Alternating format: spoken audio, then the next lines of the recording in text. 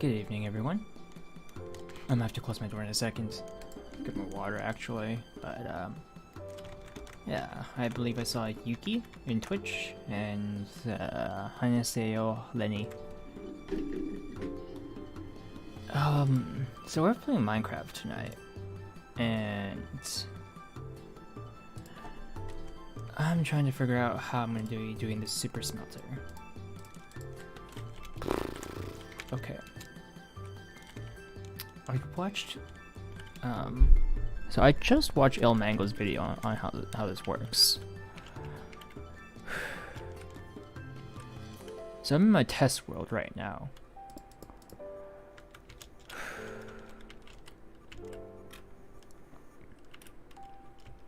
Okay.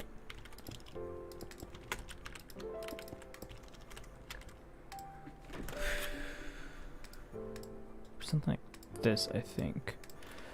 Need one of these. Comparator into a dust.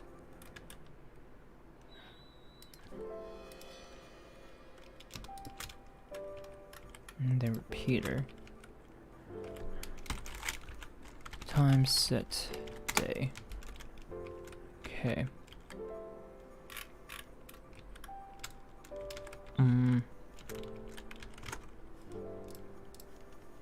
Right, so apologies, but I'm gonna do a lot of pausing. I'll do explaining if people want an explanation.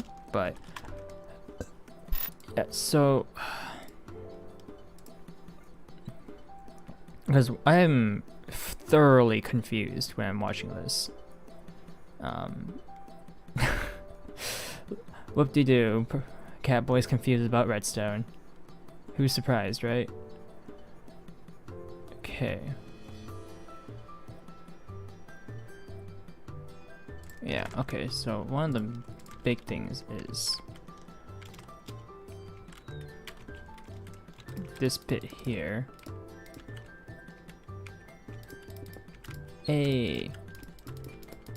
Shoot. I have already forgotten what your Twitch name was, Entertainment Guy. Sorry about that. Memory's all poor right now because I'm trying to do my best to learn how to make this thing I'm building. Hey, Yuki. Oh, yeah. Did you want to chill and chat and stream, by the way, Yuki? I can hop into the Mahjonger's voice chat if you feel like it, and I can just, I don't know. Hey, that's only if you want to like chill with me with voice comms or something. Okay, interesting. All right, so I want something like this. I am doing a bad right now.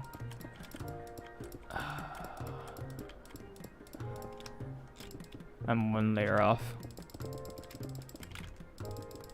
Okay. Get here. Sheesh.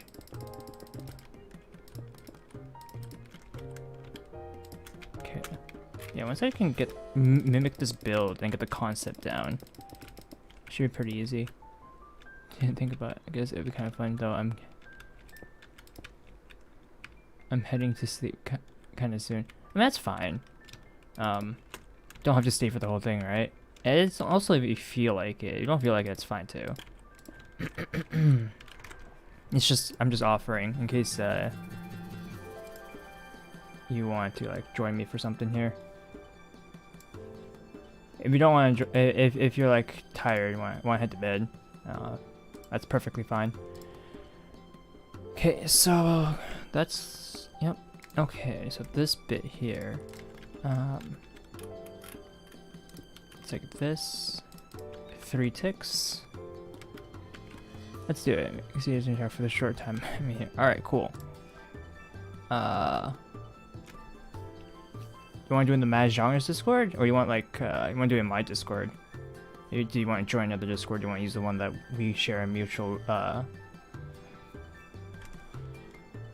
location at?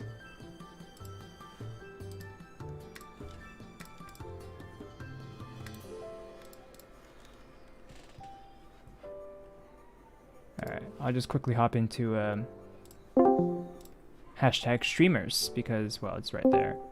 Hey, Yuki. Alright. Let me share my game. Hello? Hello, hello.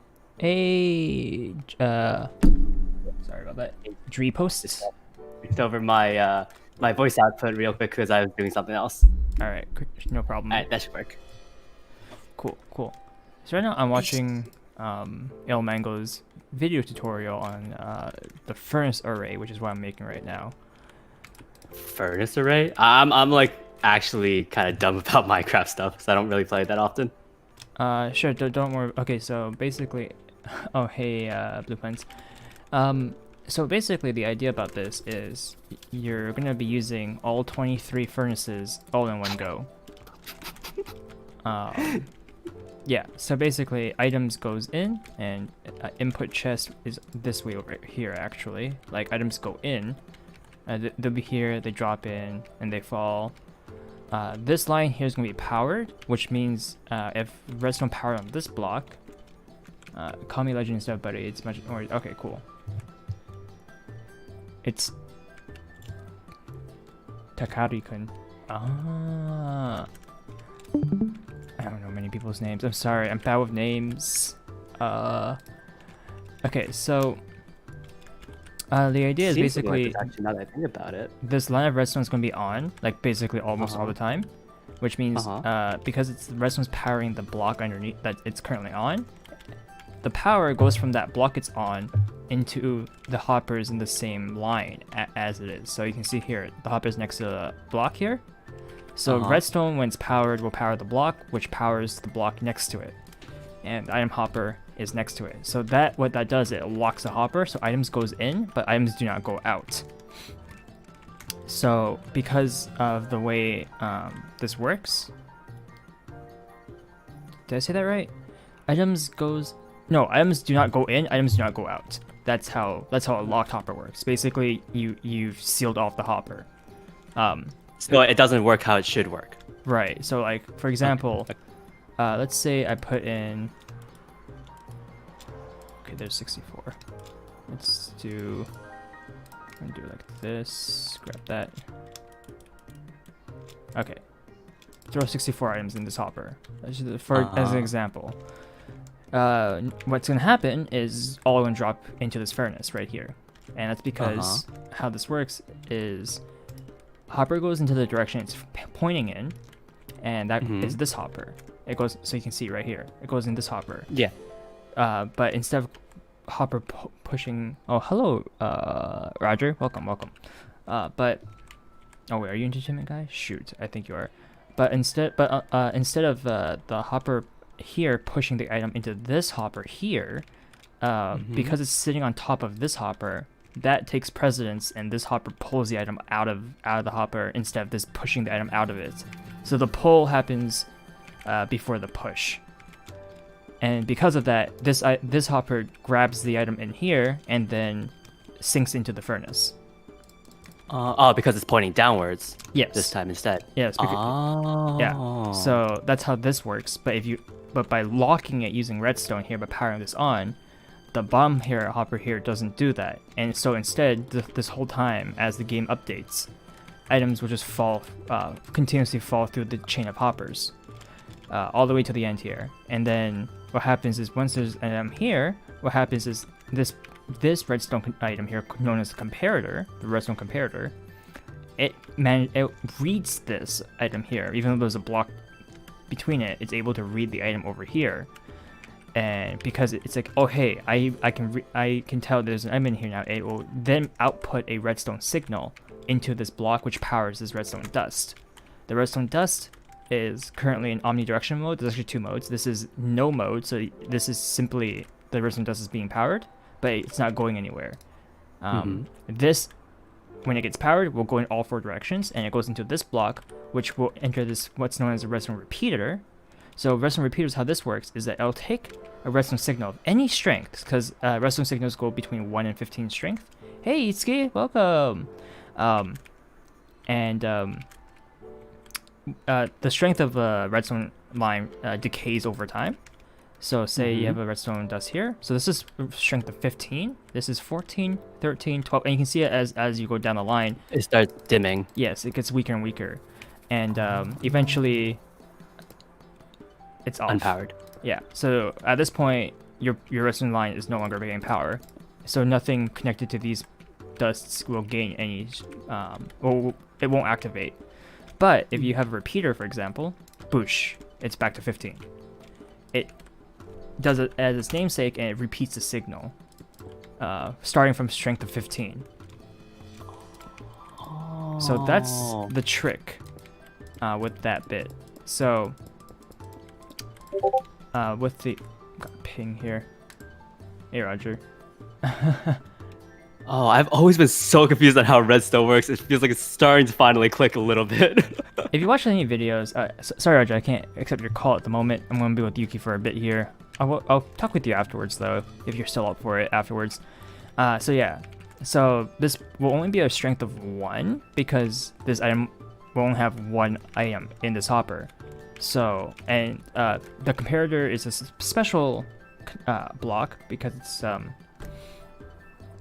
it's able to read off of the inventory itself. So this inventory has 5 possible blocks. A single item would take up 1, and the comparator knows that this, being a sandstone block or whatever block you're smelting, is stackable up to a certain point, and then it factors that in based on the whole inventory thing.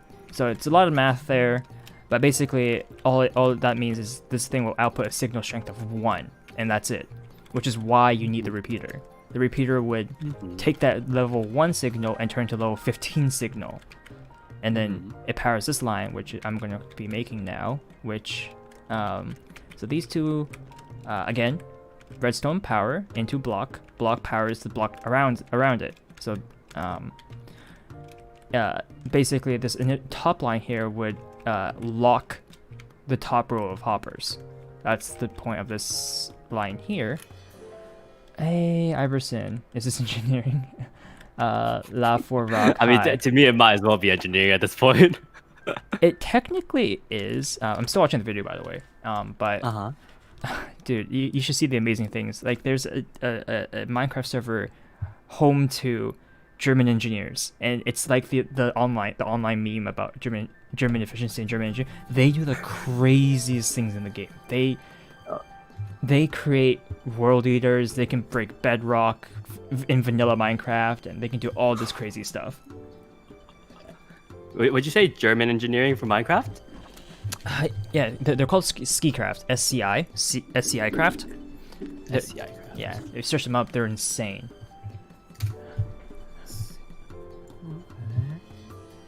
Oh, wait, no, that's not YouTube. They're insane. One of the guys is known as El Mango, and that's who I watch mainly. Alright, so I kind of get this pattern now.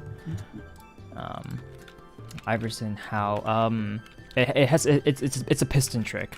It has to do with pistons. You lose the piston when you do it though. So each bedrock block you break will cost you a piston. Like, when we're talking about massive projects, with them, those guys take it to a whole nother level. And it's no joke. It's absolutely no joke. Which is why I love watching those guys. Oh wow, even just looking at the thumbnails, it already looks like it's massive in scale. They build things in, like, massive chunks, and they really push the limits of the game. Like, they have a thing where they basically use TNT dupers to blow up a massive section. So maybe like 40 by 40 chunks, and each chunk is 16 by 16 blocks. So if I use this, I think, no, it's hidden, shown, I think G, yeah. So you can see this, you can see the different chunks, right? So right here you can see this thing is taking up a bit of 2 chunks here. Oh, yeah, kind of blank. And you say that they blow up like 40 of these? 40 by 40.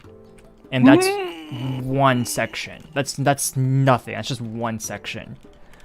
And then they start doing work. So they know how to basically what they do is they play on vanilla hard survival mode, and they've managed to basically turn the game into peaceful by having the game spawn, I think it's bats in a very specific area, like space, and they forcefully have the game make the game spawn a ton of bats and mob cap that area, and that by doing that they managed to do their redstone shenanigans in peace, because no hostile mobs can spawn because the mob cap is currently at its max. How? What the? I know, right? There's literally no other words. I literally can't even. No, that's it. I literally can't even right now. Just thinking about it. Yeah, that's the basic and stuff about what they do, and they do like that's barely touching what the stuff that they do, and they touch, and it's just like, oh my god. And they know when it comes to redstone, it's not even like they know it really well. They, using their like knowledge and mathematics, like they know how to forcefully load specific chunks and unload certain chunks. And then there's something called a special type of chunk where it's not completely loaded. Basically it renders, but it's kind of loaded in, but mobs, the AIs themselves are not loaded in. It's a way that the game saves on I guess RAM or something. So it puts it, basically mobs are there, but they don't move or anything. And how do you calculate that? What? It's just crunching the numbers. Again, this is why we call them. They're legit German engineers, by the way. They have a day job as engineers. So I can't even wrap my head around this one thing. You're telling me that what? They can do a lot of crazy things in this game, which is why I'm like always in awe about them. Okay, so this last portion, do I need another block underneath it? Let's see. Wait, so are you making this array in order to just learn how to make it? So then if you go back to a different file, you learn how to do it there? Yeah, basically I have my single player world, and in here you can see I only have this happening right now. I got double pinged. What's happening now? Stuff's happening. It's still quite pretty how it is now.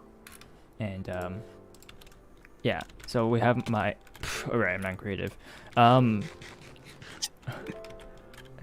Legendary place now. None of that. Oh no! So this is the cow farm, and the way cows. You can. This is where I've moved my beef storage, my steak storage, because I'm actually running. Ooh, hello. Hey, bud. You might not want to be there. You wanna not hold that sword either. I was gonna say, why wasn't it come and attack you? I learned this trick, by the way. A carpet on a fence means you can jump on it. Ooh, that makes things so much more convenient, honestly. But mob AIs can't see that, by the way. So mobs can't go over this, but you can as a player. So I thought that was pretty cool.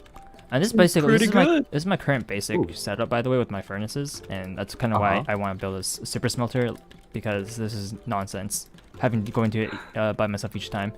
There's so that is all manual. Yeah, this is manual. There is a 4x2 smelting, essentially super smelter, but it uses no redstone, just hopper logic and a hopper minecart and 2 hopper minecarts, and I could build that. It's just that's 8 furnaces. Why have 8 when you could have even more? Yeah, that's pretty much what I was thinking. And so I was like, all right, I'm gonna have probably, well, basically that array was 23 furnaces. This design, by the way, I found on YouTube, and it's like an updated version of the old one I was doing. So same logic. Oh, those poor cows. You have the cows up here. There's a water bucket with a dispenser. You dispense it. Cows float up. You feed them. They breed. and then any baby cows that are bred, they'll get pushed to the left or the right. And because of the trapdoor there, the adult cow hitbox is too big, so they can't walk through, but the baby cows can. And then if you press this button here, it's on the observer. Basically, the observer, what happens is it detects any update that it's facing, and this is its face. And so when you push the button, it detects that, like, the change in the button. Yeah, Roger showed me the coverage here. The fact that you pressed it. Yes, and then it outputs, or it just changes the fact that this changed. Like, it'll detect if you like break it, for example, as well. If anything happens in this block space in particular, whether it be a button press, it doesn't even have to be on the face. It could be over here as well. It wouldn't change. It will output a single redstone tick, and there's 2 dispensers there. They have lava buckets in there, and that'll dispense lava. And the lava is gonna burn the adult cows, not the baby cows, because you don't get anything from baby cows. And then because the babies aren't big enough for it to get hit by the lava. Is that how that works? no, baby cows just don't drop loot. They don't drop anything, so you gotta wait until they're adults. Ah, man, legendary. I was trying to get you off of that.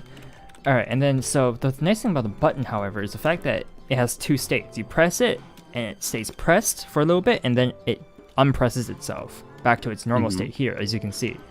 And what that does is that the second update causes a second pulse, and so the second pulse has the dispenser retract the lava back into the buckets.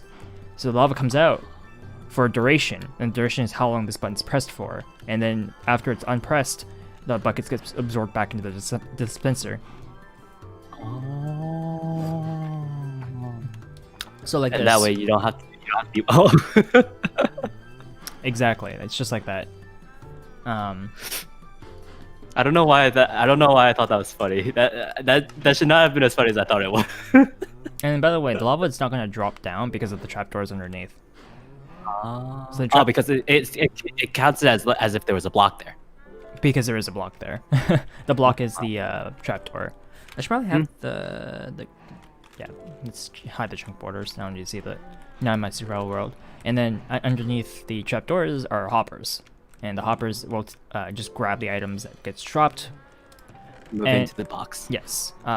Something to note is you specifically want the stone button here. I'll show you. There's actually another button type, and that's a wooden button.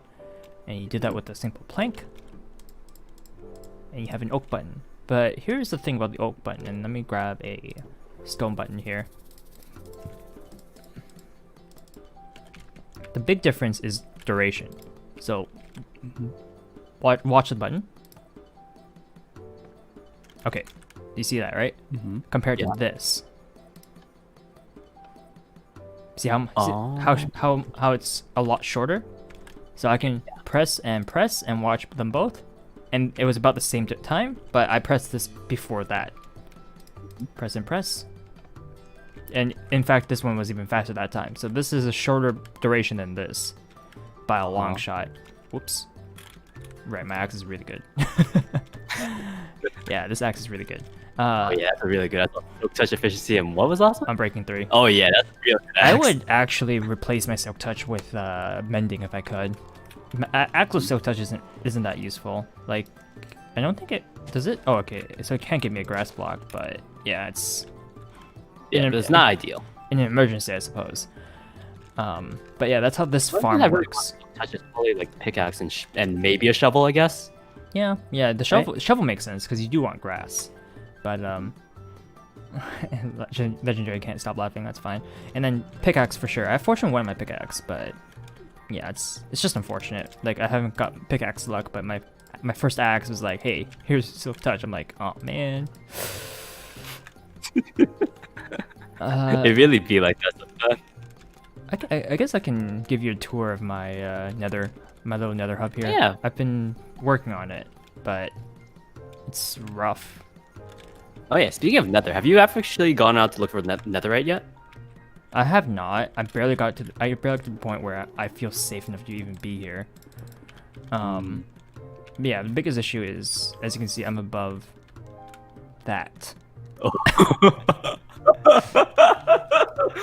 Oh, is that kind of a spawn? One of the worst ones. So I've got lucky where I actually had a little. I was at least on something, which is a little island over here with the basalt. So I guess that's kind of lucky, and I kind of branched that way. In fact, I actually did a loop around, and actually you'll find it over here easier because I pathed this way, and I built a staircase. But this came first, the staircase, because I looped around from over here, so you can see that's the portal over there, and I walked over here, and I crouched down. Started making your way down. Yeah. So the trick was the boat. Boat. Boat? Yes, the boat is your best friend in the Nether early on because this kills fall damage. You take 0 fall damage when you drop off a ledge on a boat. How does that make sense? I don't know. So if I get on the boat. Alright, I'm scared. I'm scared. Yeah. Huh. You even heard That's me. actually kind of neat. Yeah, you even heard me take the full damage there, but I take 0 damage while being in the boat. And Oh man, you're right next to lava too. That's gotta be scary. Yeah, I mean that's why I was really scared. But you know what? Gotta take some risks. Gotta do it. Oh, No pain, no gain. I don't think I've ever told anyone. I have a fear of heights. So You know, yeah. that's fair enough though. Let's see. Gaining glowstones. I have not legendary, and that's because I'm waiting for silk touch on my pickaxe. And then I started just building a staircase up with cobblestone. I'm probably gonna upgrade this with stairs, but for now, all that's gonna be over here is this path where I have to jump up, which sucks. It's slow. It sucks. It still looks nice as is at least though. Yeah, this came afterwards. Like afterwards, I brought in like 11 stacks of cobble and started building around. Hello, where are you at? Oh, you're over there. Okay, never mind. So I branched over this way, started looking around because okay, nice. Clearly, this is like where I need to go next.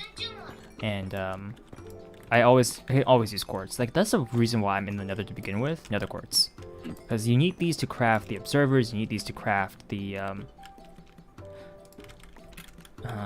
comparators, and those are pretty key to compact redstone.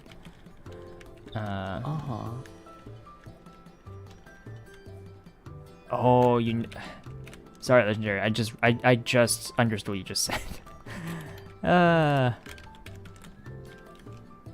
I read things quickly and process them like as if you were speaking a normal sentence.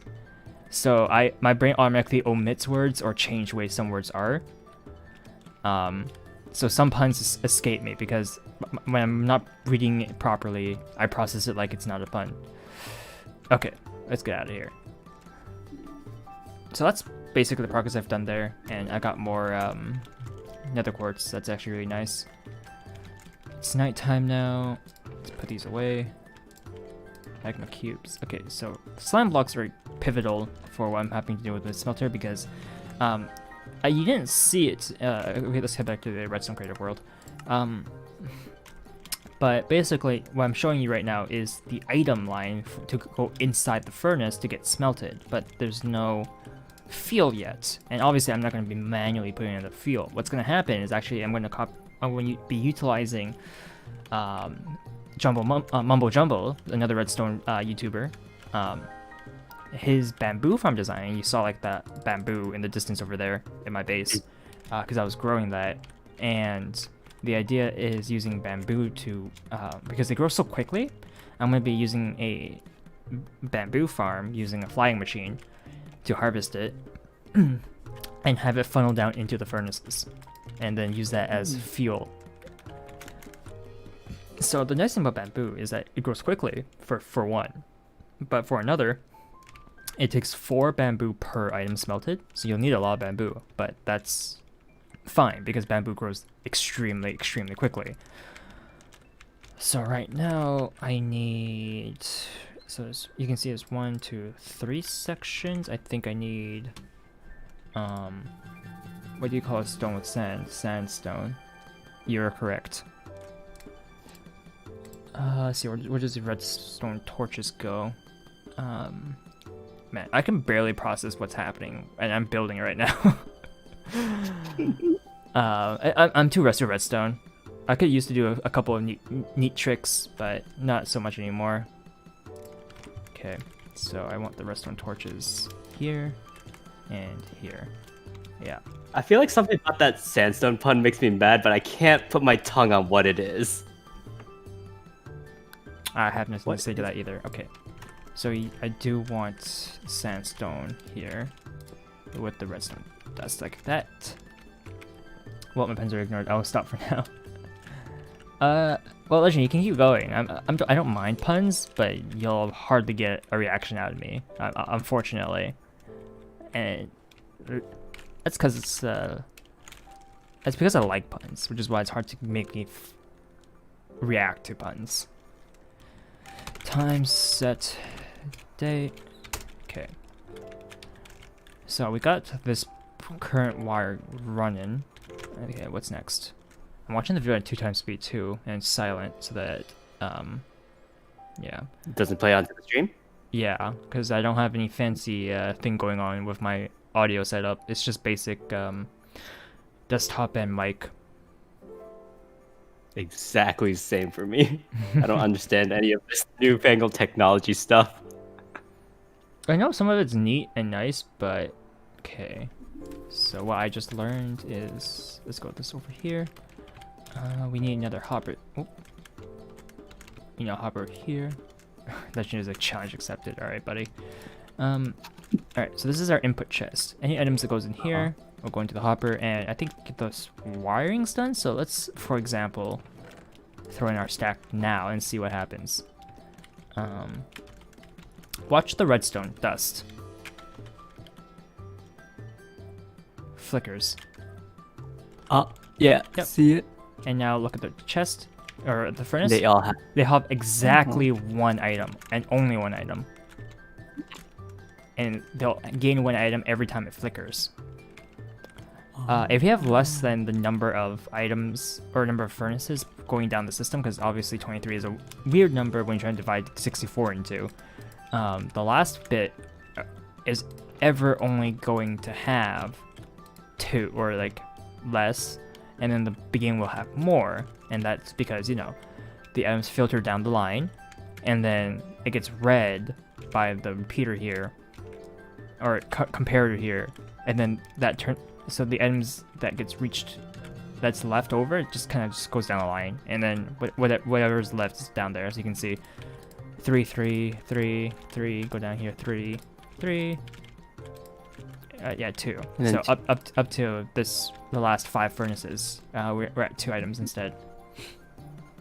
Mm-hmm. All right, what do you call something that is dead but in history a legend? Sure. Yeah, not always, but yeah, some of them are. So that's how the item section works, or the things you're trying to smelt works. And I believe I watched El Mango. His whole video is actually a little more complex, just a little bit, because what you need is actually a repeat of this, but on the other side, backside here, where you kind of use hoppers to put this way, and basically items that go in the backside of the furnace. So the faces of the furnace actually matter here. The top side goes up here. The side for the 4 sides of it on the furnace actually goes. I have no fuel in my inventory. Give me a lava bucket, because these work too. See, that goes in there. That gets pushed into its fuel slot. Interestingly enough, because the bucket, even though it's not really an output, but the bucket is not consumed. I think this is the single exception for the furnace. It is treated as an output, so the bucket gets pulled as well. But normally, your fuel is just gonna stay in there, and it won't disappear. As an example of that, let's switch from a bucket to just, coal, for example. Let's get a stack of coal. Let's get a stack of coal going. And let's say throw it in here, so it's going to slowly filter in, and you can see it's slowly going in. And you can see it's going up, and this hopper is not pulling it because it's not an output. Let's see. Lava. Oh yeah, that makes sense. Because like, if the bucket wasn't an output, it would think that you'd have to consume a bucket every time you put it into the furnace. Mm-hmm. Exactly. So here you can see the coal all filtered in from the hopper, and basically how the fuel section works is a repeat of the top here, and you just have a simple input for things you want to smelt, and then a secondary input for your fuel. Now, what I want to do, because now I kind of understand how the redstone works for that smelter, by the way. What I want to do is actually use the bamboo here. A lot of bamboo. Indeed, and I'm not going to harvest that. Reason being, I'll show you. Over here, I have this much bamboo already. So, yeah. So I'm going to be using a bamboo farm to basically harvest that, have them feed it into the furnace instead of using coal. I get to save on coal, and that's good for me because I need this coal to get torches. One last thing I want to show you. I can build this pretty quickly, and it's my favorite thing in the game. Okay, we'll need this. We'll need observer. Huh? I got the building blocks. Technically, this is all you need, but actually no, you need one more item. Where is it? I think it's in decorative. I think. Is it, or is it building?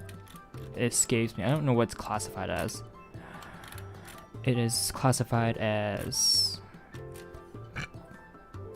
that's concrete.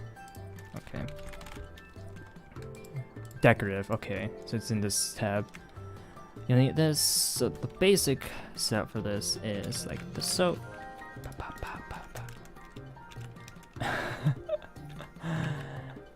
Wait. Lava, you're okay, buddy. All right, legendary. So, I guess. Oh, you know what I'm actually gonna need? A block to stop the pistons. Interesting to note is pistons can't push furnaces, and the reason for that is because furnaces contain what's known as metadata, which is what's the inventory is all about. So, if a block in the game has something known as metadata or an inventory of any sort, pistons cannot push that. So here's the important bit. All right. So you do know how slimes interact with the blocks, right? Or do you not know how that works? Not really. I've seen this shape on my friend's server, but I have never understood what it was for. Okay, so do you know what sticky pistons do? Like it pushes forward, and then whatever's on it stays on it. Correct. So here's an easy example. So you push up, and it comes back down. We can use this as another example. Push up, one goes up, And it stays. one doesn't. So this one, no sticky piston, means this one stays like that. But interesting thing to note about this in particular is if you send specifically a 1-tick pulse into a piston, this happens. Huh. You can forcibly push this off of like eject an item, and then suck it back in. Huh. You can forcibly do that, and observers is like the easiest way to demonstrate this, because these are all, whatever happens with the observer, it's 1-tick. It's always 1-tick with observers. So that's a unique function there. But here is something neat about slime blocks. So I'm gonna do it like let's do it up here like that. So you already know about that, right? That's easy. How about this? You see that? You see that?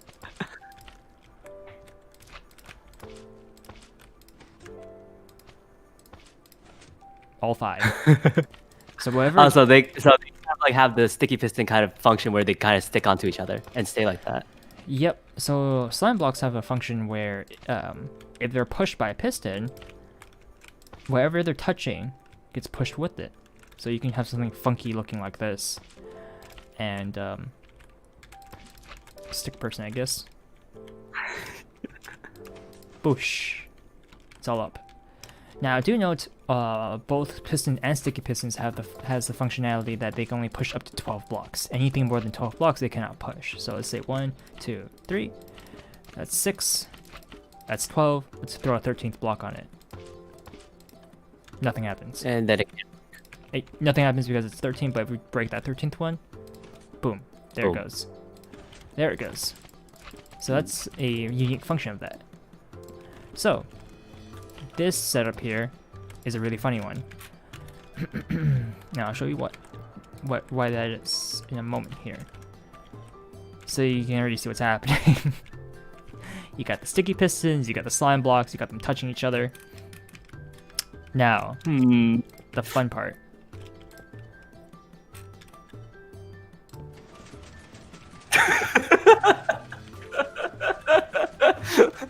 Alright, okay. Stop. It's just gonna perpetually look at it too. So this is the unique aspect of... Wait, what? Oh. Time set day. This is the unique aspect of furnaces I was talking about. They cannot be pushed by pistons. So, normally what's going to happen here would be if this was any other block, like... Actually, I can make an example here. If I just throw down, like, just a random block here. It gets pushed along with it. But with furnaces, because then you have something known as metadata, they cannot be pushed. They cannot be pushed at all. So, okay. So this is what's known as a flying machine. And do note how this contraption works and know what the piston is actually pushing. It is pushing the slime block and the blocks adjacent to the slime blocks. So in this case, this piston is pushing 3 blocks: the observer, the slime block, and the other piston. And then what happens is this piston gets updated, and it pushes its head forward, but it's been pushed back 1 block already. And you can see this kind of functionality where it kind of looks weird, but basically one piston pushes the whole half of the machine forward, and then the other piston pulls the other half of the machine with it. And the direction it goes is entirely based on whichever side gets updated first. For example, like that. This side gets updated first, so you guys move this way. If you try to update like this again, nothing happens, because this observer updates this piston, and the piston will try to push the slime block, but it cannot, because the slime block is connected with the piston and the observer is currently blocked by the furnace. So because of this interaction right here, the furnace blocking this, the slime block would basically makes this whole thing act as one whole thing. So it treats the observer block as part of it. So if the observer block is being blocked by an unmovable block, it cannot be pushed. So the piston here will not push forward as shown in the example earlier. And because this is not pushing, so this observer is not moving, again, observer detects whatever's in front of its face, because there's no movement since it's staying put. It will not update this piston either, so this piston will not move either. So you don't have anything moving when you put a block here, but you do, and that's how it works. It's all thanks to the observers. The observers is what allowed this creation to be created, really. And something fun people like to do is, they're not called flying machines for no reason, by the way. Wait, what's that supposed to mean? Oh no. Oh Here. no. So to go, let's do that. It's a literal vehicle. That's kind of cute. I'm not gonna lie, that's kind of cute. Mm-hmm. It's and it's why it's called a flying machine. It's very slow traveling, but it's unique in the sense that we're able to maneuver blocks, and that's how the farm works, by the way, as well. Basically, you have the slime blocks, and and the way the farm is going to work is basically you have the slime blocks. Let's see, 1, 2, 3, 4, 5, 6. You can go up to 9. So 1, 2, 3, and then if you add a glass block over here, I think glass is decorative. Yeah, it is. Where is my glass block? Oh no, it's building. Right, it's next to it over here. We'll place that. So if you count this, 9 slime blocks, you have the piston and the observer, so that's 11 blocks, and then the glass block, that's 12 blocks, so that's just perfect. So this is the upper limits to how big a 1/2 or 1 part of the machine is going to be. So you can repeat this on the other side, 1, 2, 3, 4, so that's 7, 8, 9, and then glass block, and then this will still fly. One thing to note, actually, is based on how you could build this contraption, you kind of determine where power is inputted. As I showed you with this design, power is inputted from the faces. An issue that can occur is like this. Well, you can't put a block here because that would stick to the slime block. Oh, the other function of slime blocks, you bounce on them. You know, the actual function that most people use beforehand. Makes sense. Before the introduction of observers. People use these to break your fall from large heights. That was the original function. And then it turned into boats. And then it became a vehicle eventually. So with these, you technically don't need them facing this specific direction. What also works here is this. Let's break these first. I don't want to activate it at this moment, but let's attach these. And then what we can do is have this infinitely repeat itself. And the way this happens is instead of it furnace there, we'll have the furnace block underneath it, actually, like so. We'll have an observer here. So now the observer will observe when this observer hits here and output a signal. Signal gets outputted here. And then we use a redstone dust here. I'll take the signal and output it. We get ourselves our repeater. So again, repeater takes the signal and sends it in a certain direction. And then we can grab our nice little trapdoor here. Attach it like so. We'll include a on-off function here. It could be on the block, it could be over here, doesn't really matter. It's the lever. So you could have the lever here to power it, or you can have it here to power it. Both works, doesn't really matter. That's kind of easier access, so I put it there. And you kind of do the same thing on this side. We'll have the furnace underneath. Oh, like so. You'll have the observer right there. Where's my dust? Do that. Put the dust, repeater, trapdoor, and then we'll have the on-off function as well. And so what this does actually is something pretty fun. So let's watch it go first. And you can see this is maximum length. It hits the wall, but then the trapdoor. Okay, what's happening here?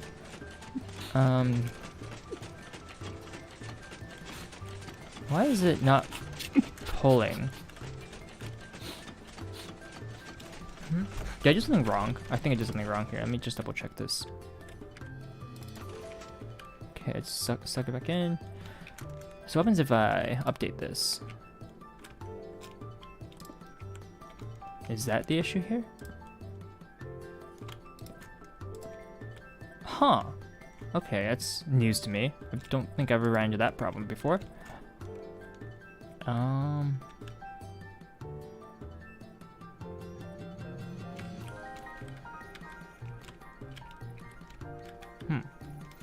I don't think I've ever ran into this problem before. Why is this a thing? Is it...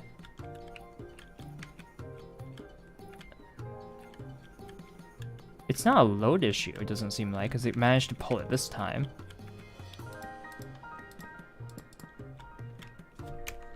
Okay. Fly machine has entered an issue here. Okay, now it's a load issue now that, well, let's shrink it back down and see what diagnoses what's wrong. Okay, so we want it like that. Slime block. And then sticky piston. Like so. Turn it back on. It's not going. Why is this over here broken like that? Okay, let's rebuild it then. It's interesting. Okay, so want like so, kinda should be anyways. And then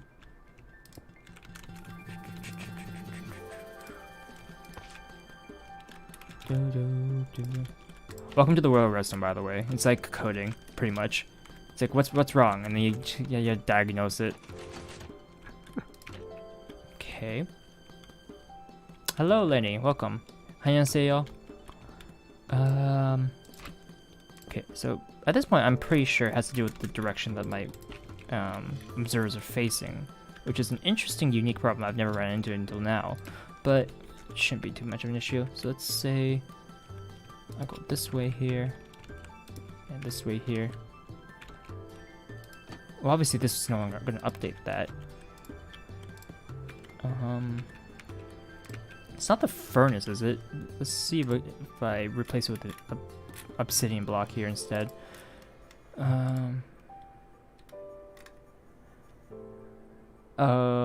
Iverson, I'm not an engineer, no. Obsidian. Let's do that instead of this. Or instead of the furnace, I mean. Still grab this. Okay.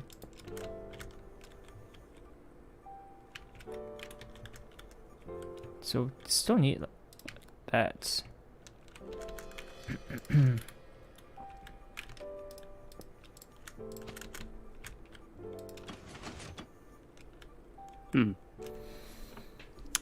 So right now what's happening is this isn't getting powered.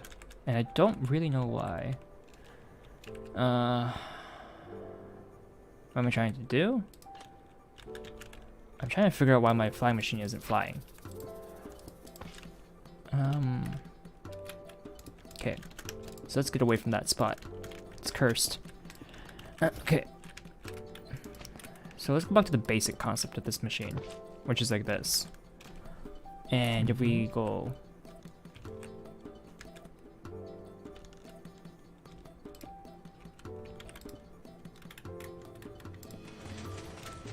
That works.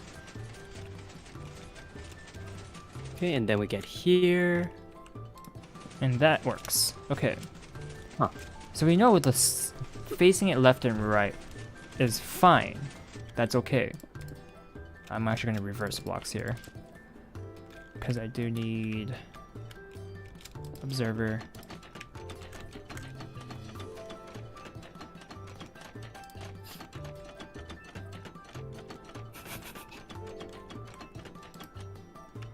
You can stop that. Cool. Hey, Anze.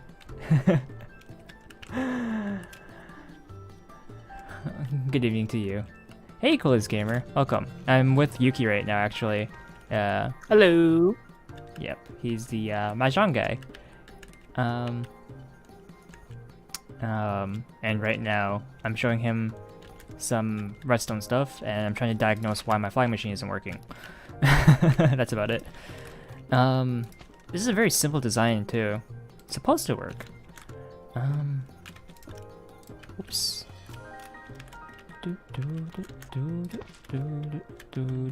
Okay. So if we turn this back on, yeah. Yeah, because it's somehow pushing the observer that was originally there and then pushing everything else over also, it looks like. I think.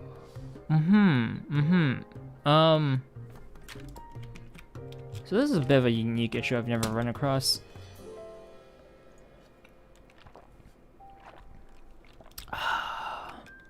Oh, why does that happen? Let me quickly look up flying machine. I know I'm missing something here in particular. I have to be. It's Okay. not because of the furnace, right? No, we switched with obsidian. Mm-hmm. So let me Oh, quickly right. let me quickly figure out if I'm actually making something wrong here by watching someone who's much smarter than me do this, and we'll replicate this.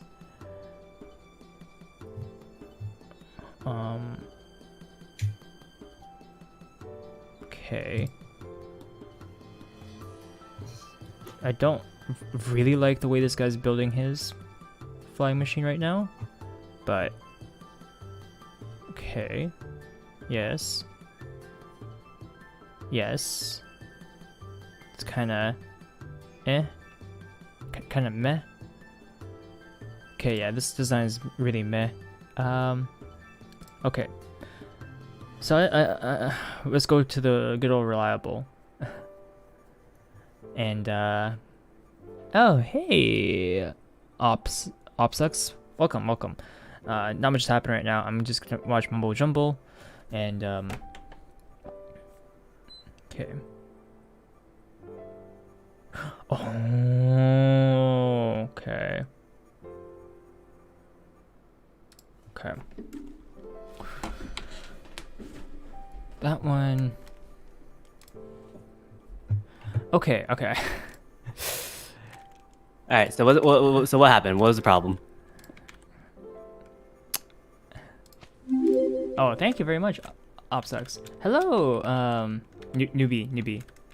So I'm a derp.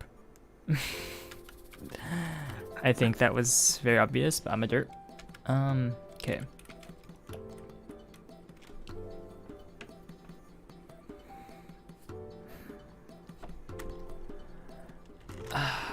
I need... There's this very specific video, and I think perhaps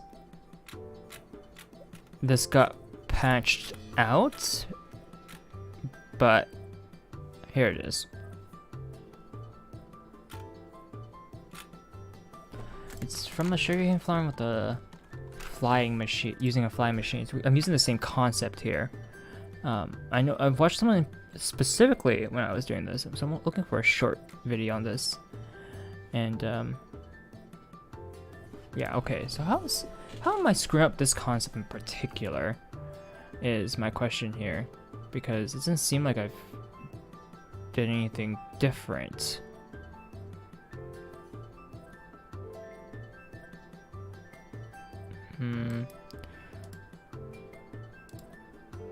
Okay.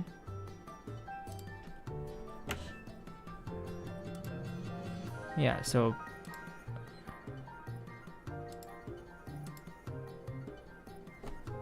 yeah. So why is this messing up so much? Let's break all of this and start from square one. We can always do our good old reliable. 안녕하세요, both of you. Okay.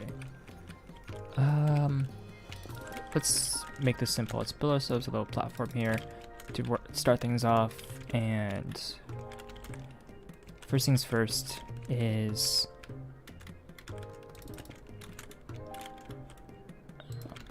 the pistons.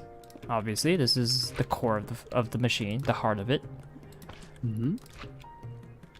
The next thing we need to do, now that the platform's got it done here, let's do that. And we do need the observers to face up like so. That is also a requirement.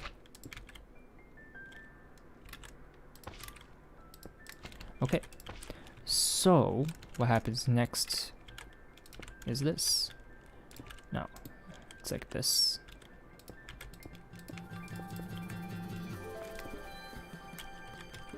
Observer looks at that.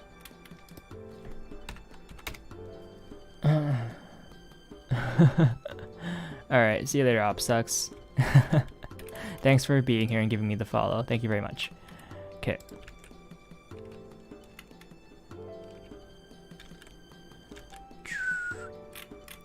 Put the lever right there. And we'll make this a very short back and forth. I just need to finish up the concept here. And as always, something like that. Observer. Leaving behind. Redstone, repeater. Like so. Okay.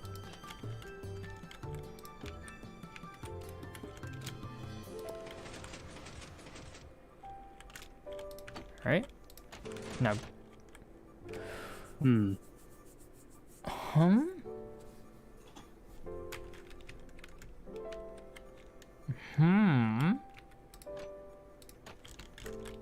That's interesting. I've never had that issue before. So, let's see what's happening. Let's take this slow, because we can diagnose what's happening here. It's, okay. Output.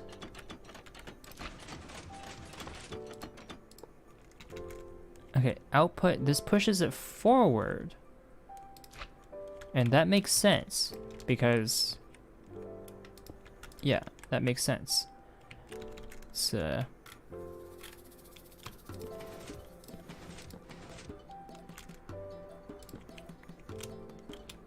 grab this back. Is this output it? Okay, so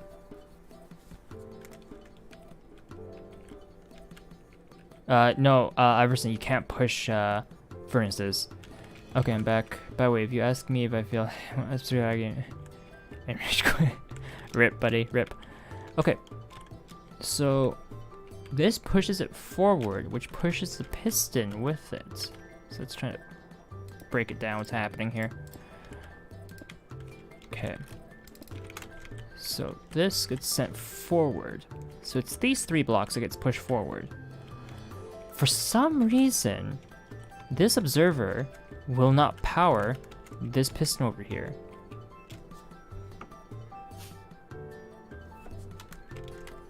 That's the issue right now. So all that's happening... Wait, no. There's something even more wrong here, actually. Okay. It does get powered. It does get powered. It is...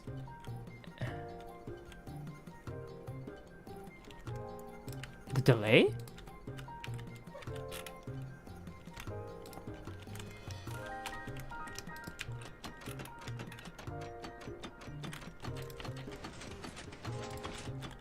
I think it's the delay.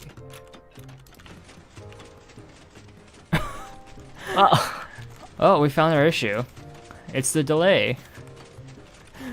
1 tick delays don't work. Wait, so what was the issue? It was the 1 tick delay that was the issue. Here. Turn this off. Alright. So, remember this? Yeah. By the way, this is what's known as an observer clock. When they look at each other, they rapidly send 1 tick pulses. This is the issue right here. So, to explain what's happening, I can't believe I missed that. This observer over here, when it receives the update from the trapdoor, it like updates everything, yeah? Now here's a fascinating issue. This observer here reads the update from this observer. So it's oh, see you later, Close Gamer. Thanks for being here. Thank you. So this observer reads the fact that this observer here updated by sending a redstone pulse. What that did was that pulsed this redstone here, and the repeater, the function of a repeater here, is kind of unique in the sense that this is instant. This is zero delays. So having a one tick, it's one tick. It's a one tick pulse. So there's a one tick delay, whereas this is zero delay. So if we look at the line when it's powered like this, it's powered all at once. However, let's move it forward one more. There is a single tick delay between this redstone that's powering on and this one powering on. So there's a slight delay there. There's no delay here. But this one tick delay is practically non-existent. You will practically not notice it, and for a lot of this game, what's going to happen is it won't... it'll be very quick. So quick, in fact, that the trapdoor here activates a second time, prompting a second pulse into the system here before anything else could happen, and causes this piston here to activate as this piston activates at the same time. So the timing of it, basically, you sent two pulses here in quick succession while this piston gets pulsed once. So this piston drags the slime blocks and, funnily enough, breaks the system by somehow only pulling the piston, the slime block, and it's somehow allowed to do that. It's supposed to be connected to the observer here, but and the piston here, but it can't pull the piston because the piston is pushing. So that's why the piston doesn't get pulled. The observer does get pulled, however, but it leads into the interesting, weird situation where this is the thing, like what we saw earlier, which is this. Yeah. We saw this because this piston pulsed at the exact same moment that this piston over here pulsed. Exact same moment. And then it caused it to break off into that weird shape earlier. Exactly. So, oh Lenny, I don't know how you say thank you in Korean. How do you say thank you in Korean? Translate.google.com, English to Korean. Thank you. Is that 감사합니다 or something like that? 감사합니다. Yeah. 감사합니다. 감사합니다. Yeah, you know more Korean than I do. All right. Literally just that phrase because I hear it sometimes. Cool. You know, that's awesome. Knowing phrases. The pronunciation, though. Okay. So that was the problem I was coming to. I don't know why I couldn't think of that until now. I was like, yeah, everything looks right. Everything, like, all the blocks are placed correctly. I'm like, what's wrong? Oh my goodness, the pulse. Because as you can see here, with the back to this example here, look at the second redstone dust. A very visible delay there. Yeah, compared to before, where it's almost instantly when you pressed it. Precisely. And because of that, that's how you fix this. So let's turn both sides on again. You can see it's pushed. It's not instant. There is still the double trapdoor push, but it's not interfering with the overall timing circuit that's naturally born between these two halves of the machine. Yeah, because the moment that it's about to come back down and change the state that the observer would have seen, the observer's already moved off of it now. Exactly. That's how this works. Lenny's asking you, Yuki, if you're my friend. I'd say yes. I'd say yeah, we're friends. yeah. Let's see. Yeah. So let's say I'm just gonna say yes in Korean. How about that? Yes. Yeah. 예. Yeah.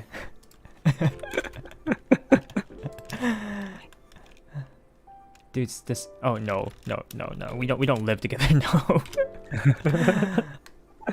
아니, 아니. No. No. 아니. There we go. It's about to turn into a multilingual streamer now. That kind of always was.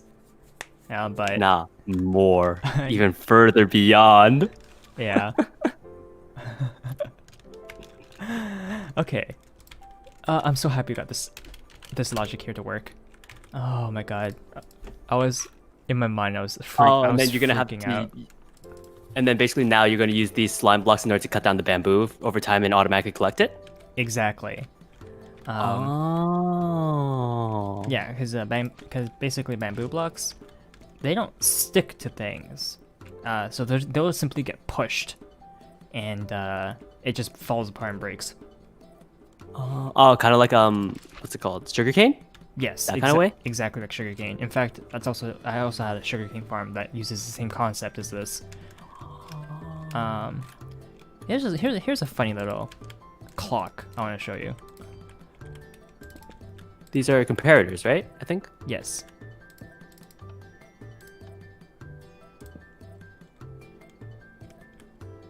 You noticing it? Oh. Oh.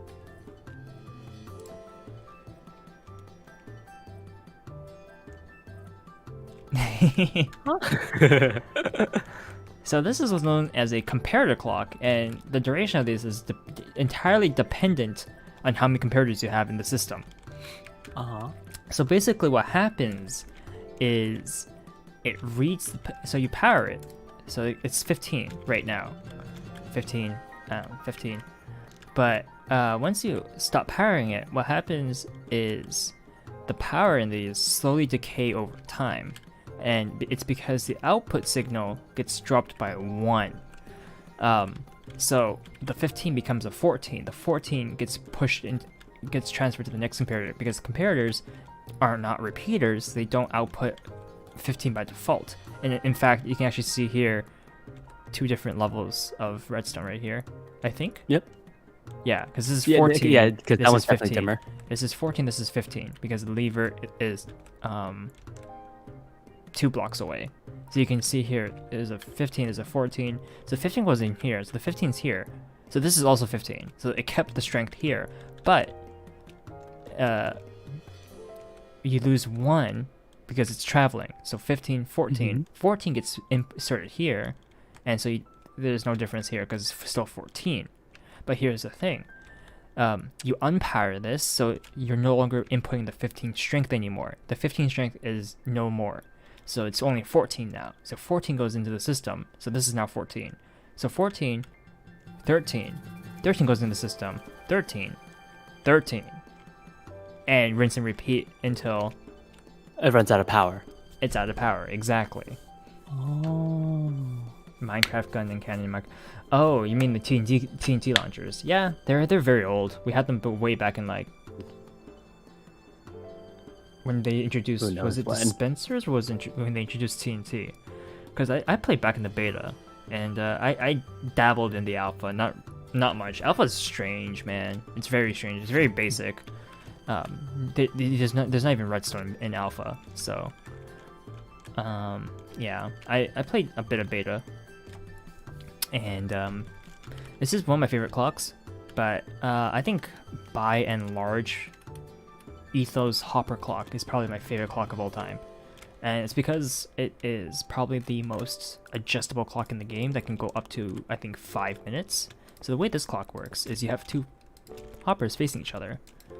And then it can work with any items. You just need any items you can get. And so since they're facing each other, they're just gonna constantly swap items between themselves? Is that how that works? Yeah, so basically you can see already, when we have one item, it kind of like passes it back and forth. Now how this works is using the locking mechanic. You have a redstone block. Redstone block goes in here, for example, and that locks this hopper. And so items slowly trickle in. And then you have, where is my...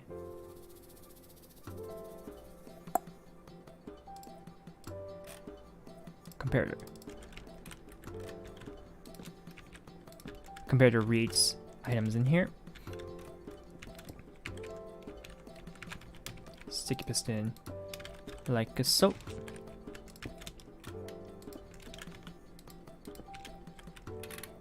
And then I'll need a rest of dust. Grab that. Right, so how this clock works is both sides are currently having outputs. And so both pistons are constantly trying to push. Okay, see you later, newbie. So how do you say that in Korean? See you later. 나중에 보자. 나중에 보자. 나중에 보자. 나중에 보자. 나중에 보자. So, you kind of missed it here. Basically, let's cut the items. Okay. Once it runs out of items, the comparator depowers because there's nothing in here. So the comparator is like, okay, there's nothing, so no power. So this unpowers the piston, and then the other piston pushes the redstone block. So it's a quick back. It's just a back and forth, and the duration of this is actually entirely dependent on how many items you put in here.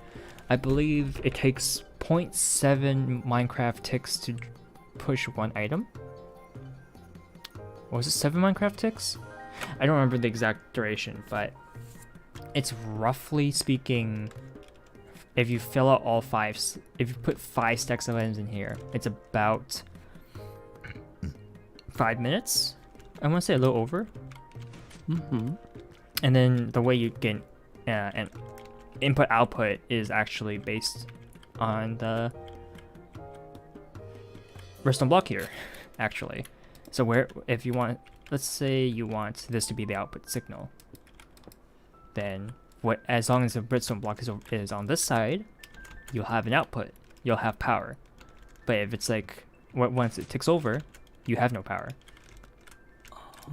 That's how this works. That's how this clock works. Undertale? Oh, you can find the playlist. I played through both. I played Undertale Pacifist, Genocide, Post-Genocide Pacifist, and then Post-Genocide Genocide. So I've done the 4 routes. Actually, since you don't actually know English, now that I think about it, let me just link you the playlist. I think it'd be easiest here. Undertale playthrough. And there. Check that out if you want to watch me play Undertale. It was a lot of fun. So yeah, this is this clock version. There is another version where you don't use any pistons. Instead, you use more redstone to do this exact same thing. And that's if you don't have access to sticky pistons, because you do need slime balls to craft it with the pistons to make sticky pistons. So sometimes people don't have access to that because they can't find any slimes. So there's a redstone variant to this that doesn't use pistons. And yeah, you can make this as slow as you want or as long as you want. I think my favorite version of this actually is you feed this into a piston, what's known as a piston tape. And this is probably the most basic when it comes to actual coding it or engineering. And it's also one of my favorite designs. Oh my god. Afam, donate, buddy. Thank you. $15. Oh my god. Afam. What? I'm just surprised no one's doing to Extra Life. My god. Afam just donated $15. I have no words, man. That's a lot of money. That's a lot of money. Oh my god. And then my Extra Life banner is just like right there, not doing anything. It's at 0. I need to shove that money into the Extra Life banner. I need to do that. All right. I've been doing like $16 so far. I'm just gonna put that into the Extra Life banner because that's the whole point. But so this is actually a very old thing I used way back in the day. And it's a way to keep memory. And I'll explain to you how that works in a second here. So the most basic piston tape here, and you'll need glass for this because that's the idea behind this build. You have glass, you'll have non-glass. Glass does not output power. You can't push power through a glass block like you can push power through a solid block. So I think the smallest version I can build is like this. Can I build it any smaller? I've built pretty small ones because the main issue is you'll actually have an output, or power output inside of this thing instead of from the actual contraption itself. So let me just grab myself a repeater. So power is gonna go out. Alright, let's try this again. Welcome back. Why is this so long? 다시 오신 것을 환영합니다. 다시 오신 것을 환영합니다. That's really long for welcome back. Okay, so basically, this outputs no power. So we can, as an example, you can see the outputs no power. This outputs power. This doesn't. So we're going to take advantage of that. Okay. And I don't want this output interfering with the piston tape itself. So we're gonna make it a little bigger. I think that's fine. And then we'll want piston like that. We'll have piston like that. Yeah, so 1, 2, 3. Piston there. And we'll have it. Doesn't have to be like this, but makes it easier. I find, anyways. Okay, we'll break that. We don't really need it like that. It's a little close. Oh, this needs to be over here. It's a little close, I find, but that's okay. Okay. So you'll need to break 2 blocks out of here, and they need to be opposites. And that's simply just because there's gotta be pushing happening.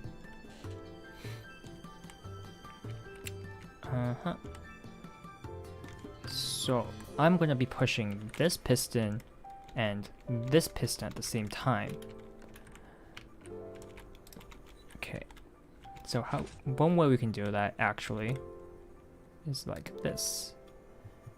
And so I'll put 1 tick into this piston. Actually, we can't even output into a piston. We have to actually output into a block. So let me double check. This works, right? So if I power this. Yeah, okay. And then if I power that, the dust also gets powered. Yeah, okay. So what we can do with this is taking this output, for example, put 1 tick delay in here, and then we'll grab the dust line, move it over, and have this on a 3 tick delay. So here, 1, 3, that is 4 ticks. And then we can have a line of power going like this at 4 ticks. And okay, let's try not to interfere with all of this. And we're actually not going to use that as a line of power. We're actually going to drag the power from over.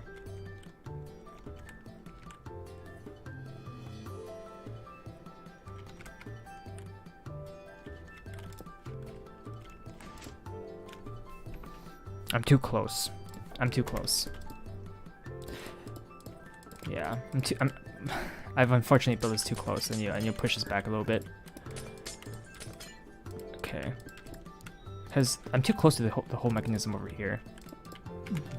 And it's gonna end up interfering with what you wanted to do with it? Yes, because of the way I'm powering this contraption. 1, 2, 3. Okay, so basically 1, 2, 3. We can make a box like so. Yeah, so we'll make the box. And in fact, you can actually make this smaller. I think piston tape I used originally was like this. And like that. And we'll snap 2 of these piston. And for piston tapes, obviously you'll definitely need only regular pistons. You don't want any sticky pistons. Alright. Okay, so obviously once this actually works out, you'll replace however many you want with actual blocks to determine your output. If you put only 1, then every time that single block cycles through over here, that's when you get power. And this is how you can create a different type of timer. It's a multiplier of sorts. So let's put this there, and what I'm looking for is, it actually makes my life a lot easier when I build it like this, by the way, because I can do individual timings with each piston now. Which means I can do something like I want these to be first, so how can I compact my wiring properly here? Well, first and foremost, I need power's gonna come out from here, which means I actually can't. Can I? I think I can. We'll assume I can. This might break it, but that's what the fun is, breaking stuff. Okay. And we'll put this on a 3-tick delay. Yeah.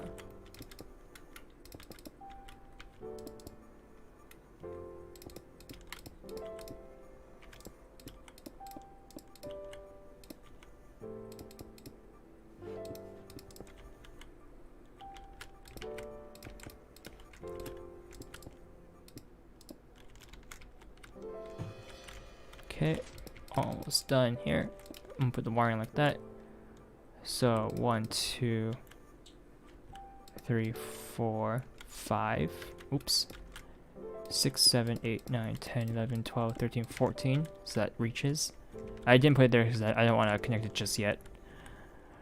1, 2, 3, 4, 5, 6, 7, 8, 9, 10.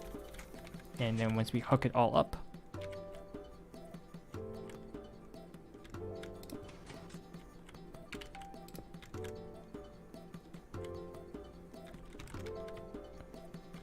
oh right, I need a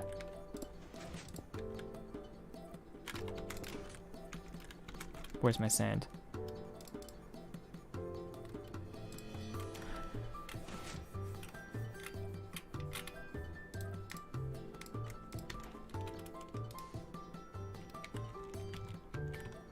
Okay, let's break the glass.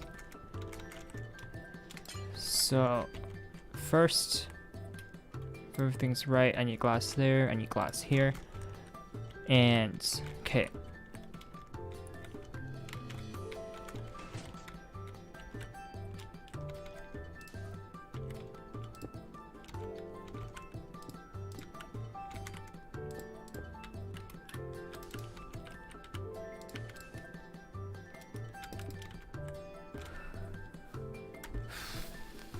I need what's known as a piston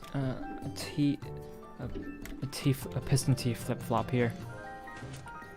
It's to give a single pulse.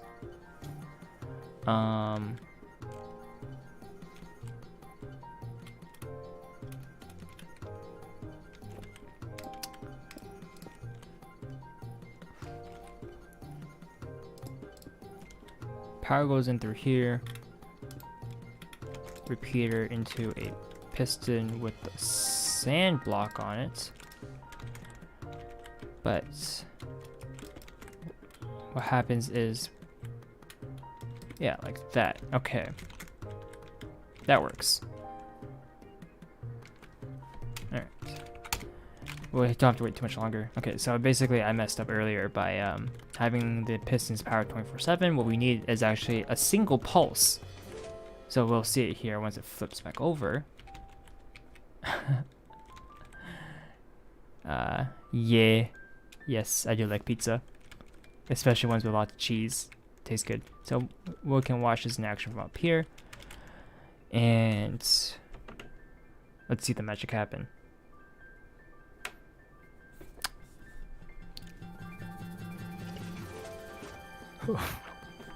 Just like that. Just like that. Oh. So let's I'll speed up the clock. Let's replace this with the sandstone. Let's make it more markable. This. Okay.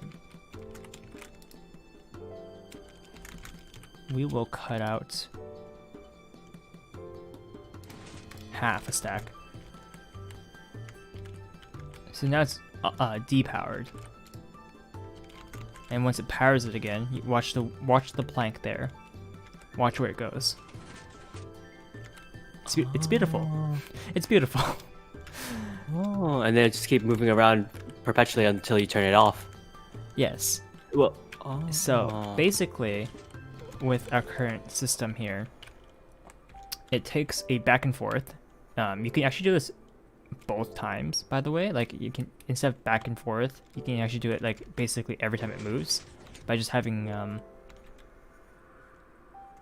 a different way of outputting the power. So instead of redstone dust, for example, if you use observers here, it sends out single pulses, right? So you could constantly use single pulse ticks here between this. It just watches every time this changes, and you can just you can use a single observer here. So pulse, it'll continuously just constantly give it a single pulse every time this updates over here.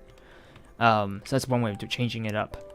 But basically, this is the old way of doing piston tapes or memory. This is how you would create memory back in the day. This is a grand example of that. But what we used to do back in the day actually was similar, but basically the same actually. But it was like this instead. For most builds. So instead of going around like that, it's actually vertical.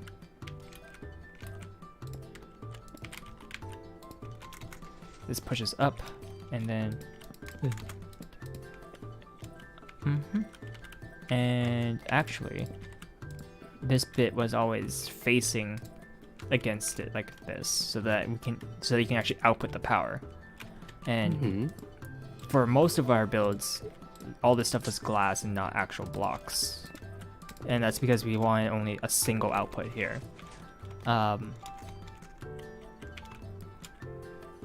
But yeah, and then you can determine how long your piston tape is by just how big it is, really. Like here, one block in the cycle here. Like that. And then boop, boop, boop, boop, boop, boop, boop, boop, boop, boop, and just about the same stuff here.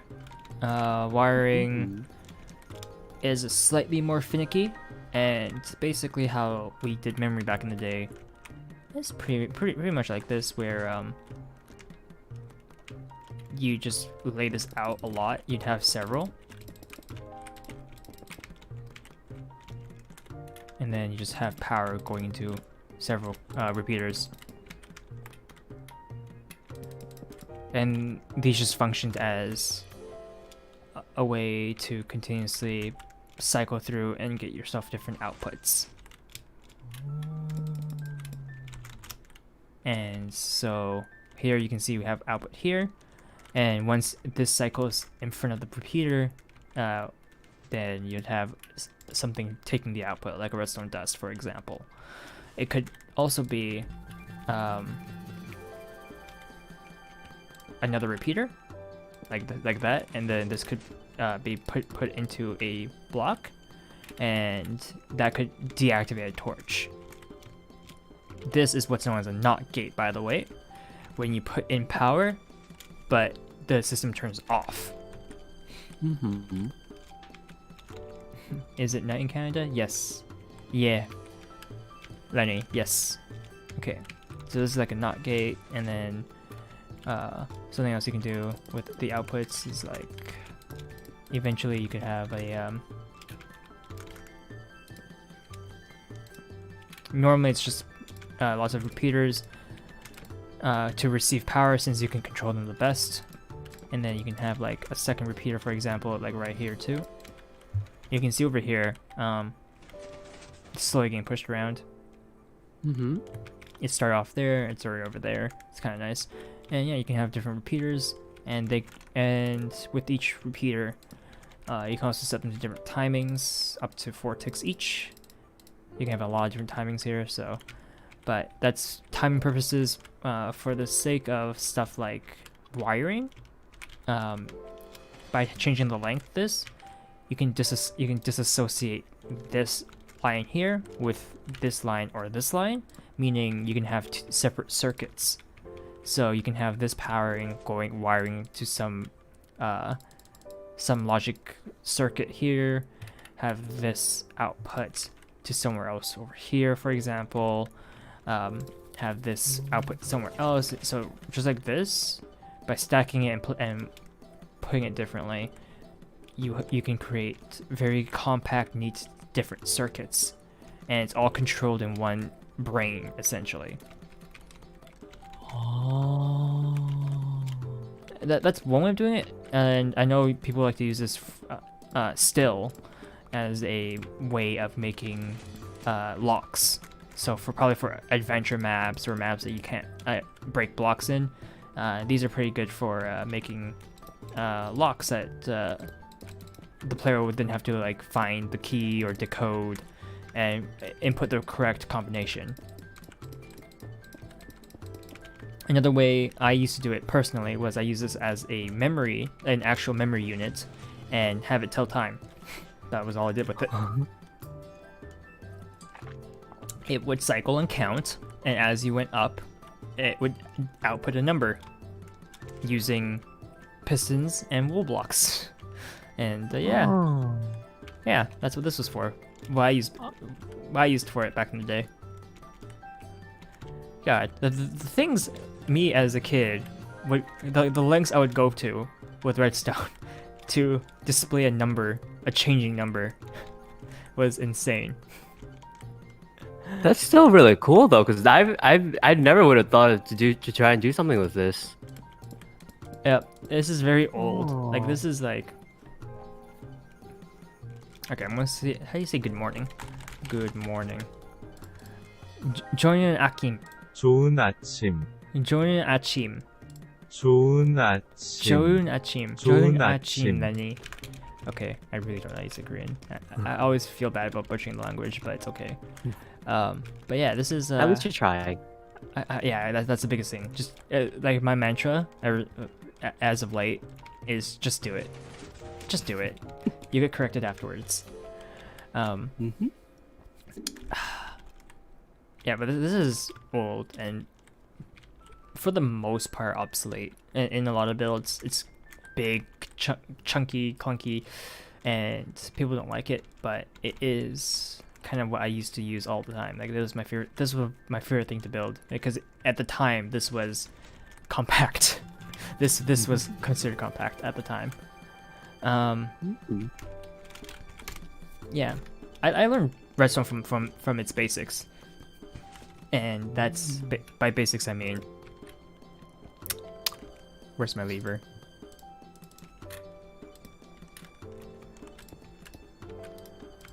Redstone, baby. Yep, this is your normal input output. This is a what is this called? This is just nothing. It's just an input output. But when you do it like this, however, is now called an OR gate. Either or gives you power. This is what's known as an OR gate. I can't believe I'm running through this now, but yeah, no, this is actually like actual engineering. and coding and stuff. But this is really basic stuff, and I'm trying to think of how I want to display this. They're very close together, but that's okay.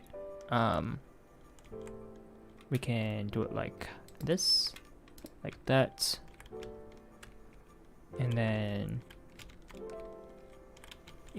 oh, right, no, of course. Where's my redstone lamp? Wait, what? Ah, okay. It just looks weird. It's on. So this is what's known as an OR gate. Either or will give you your output. So a lot of people use the OR gate. I do too in a lot of builds because it's convenient. Why not have multiple ways of opening something, for example, or like multiple ways to gain access to something? OR gates are great. They're fantastic. Big examples is like when you're trying to open a door, right? You can have buttons, pressure plates, a lot of different things. It doesn't have to have resin wiring at all. They're all just OR gates, like very basic stuff. Where's the pressure plates? So like this. This is an OR gate. Because you can do that or you can do that. They both open the door. So this is a very basic OR gate that is functional in a Minecraft world. Okay. This is technically also considered an OR gate by virtue of the fact that you have two different inputs, but a single output. Which is opening the door in this case. Yes, and they both work either by itself or you can have them activate together. It doesn't make a difference. Just like how this here, either or will power the redstone lamp, but if you activate both, doesn't make a difference. Cause yeah, okay. This is known as an OR gate. This is also technically an OR gate. Okay. So I like examples like these where it's like just because you can see as wiring, it doesn't have to even be wiring. Simple. I know a lot of people like the pressure plates. Some people like to use buttons. God, I remember when me and Aqua was trying to like do a whole pressure plate iron door trap type thing. She kept breaking the pressure plate under her feet. I'm just like, that's not how that works. Just step on the other side and then break it. Don't break the one on your feet. God. All right, but I can't believe she didn't even think about like just mining off the iron door and just replacing it afterwards. Like, how's that escape your mind? Oh, okay. But yeah, this is like an example of how people can use OR gates, and I use them all the time too in a lot of things. I think probably the most used gate in Minecraft, however, is known as the NOT gate. Which, like you said, was to turn something off instead. Yes, so when you pull this lever, so you turn on the lever, you turn off. And it's switching off the torch. Yes, you turn off the your output is then turned off, as exemplified here. You do need the dust. Okay, so the redstone lamp currently powered. It's currently powered, but when you input power into the system, into the circuit, your output turns off. That's known as a NOT gate, and I say it's one of the most used gates in the game just because of how versatile it is. It's flexible. It's nice because the whole system here is that you're inputting power to turn off a redstone torch that by default is on. So the way the torch receives power can be on top of it, can be like on any side of this block. So you can have you can have power coming from any side, whichever's most convenient for your kind of build. And so it's like how, going back to the door example here, Say I had a button over here instead. And a button powers this torch that's powering the dust. The dust, the dust goes. Do I want it to be a dust? I think I want, kinda? Yeah, it's fine. So if we take advantage of one of the other mechanics of this game with half slabs.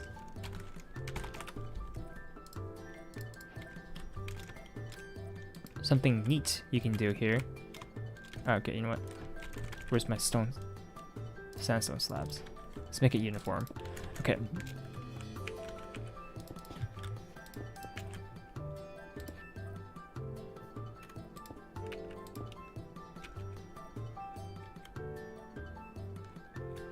Alright, it doesn't go down, it goes up. Okay, so I guess what you wouldn't see here actually, but something neat so you can actually see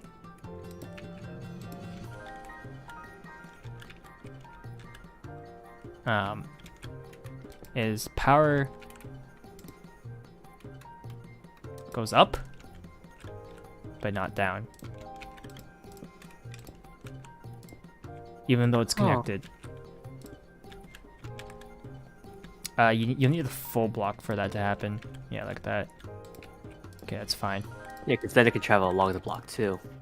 Yeah. One of the oldest redstone tricks in the book with slabs, actually. Alright, Lanny, go do your homework. Alright, one of the oldest tricks in the book, actually, with redstone. Grab a block here.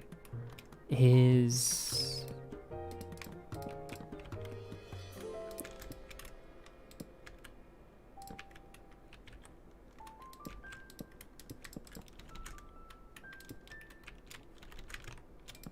this.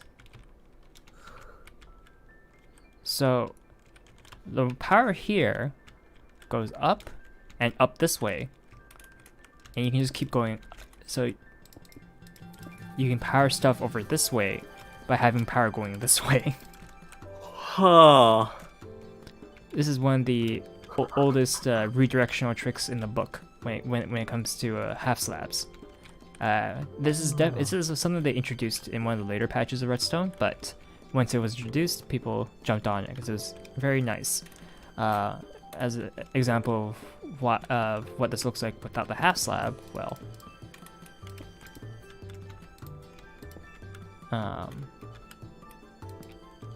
this, no power. Mm-hmm. So I'm actually going to climb that up one more step because, well, if I didn't do that, then there'd be power from the torch up here. Yeah, because the torch powers up into this block, which powers the redstone dust. But to show you that this isn't doing that the same thing up here, well, first and foremost, you see the line power is actually lower, but yeah, no power. Because it's a half block, it's considered a transparent block, so power does not go through that half slab. Instead, the redstone line on top of the half slab gets powered.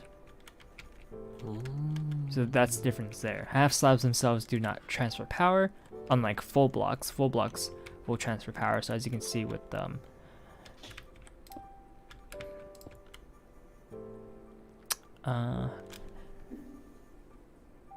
okay, that the repeater gets powered. Yeah. Do note that the redstone dust does not get powered here. So you can see, even though the repeater got power, the redstone dust did not get power. And that's a mechanic in the game where even the dust is powering the block is then able to transfer that power into the repeater, but it's unable to transfer that into dust that's next to it. The dust will not be receiving power, but the repeater can, and that's a function of the repeater. Okay. On the other hand, if you put a repeater here, then everything gets powered. And that's the difference between a repeater, and just a simple redstone dust.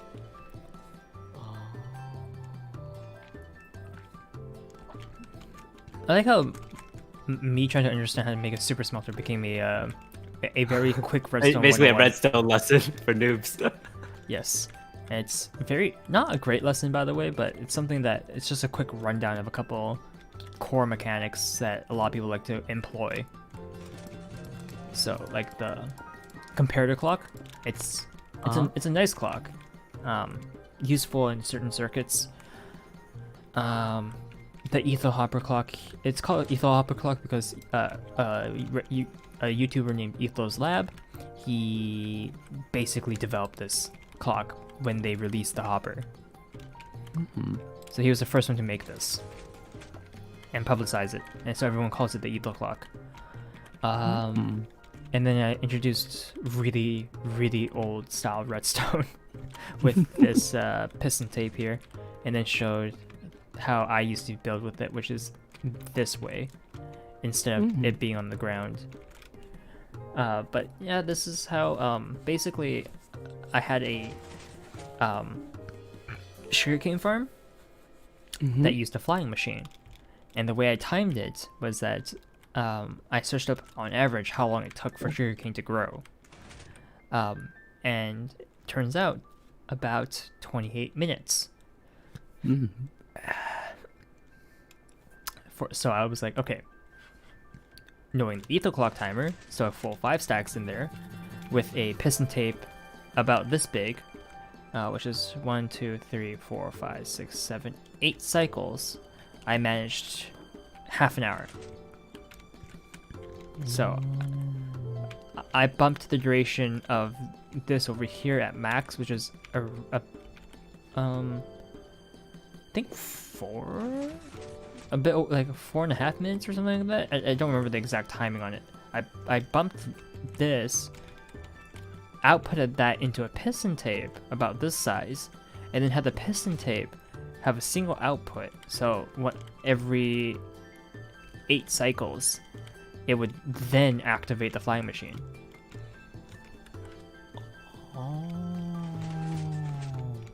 And that's how that system worked out at the end. Because for harvesting sugarcane, with not like most efficient or anything, but just like in a reasonable time manner, so it's not too frequent, but it's not so infrequent that it never harvests, right?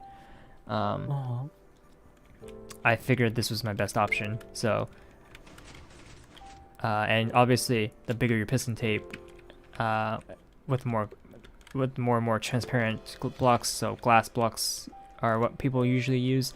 You can use half slabs as well. Half slabs work just the same.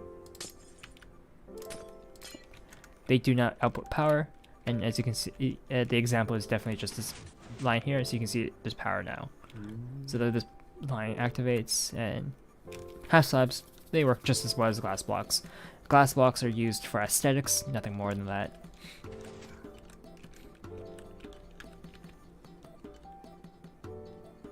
Okay, he's asking me if I like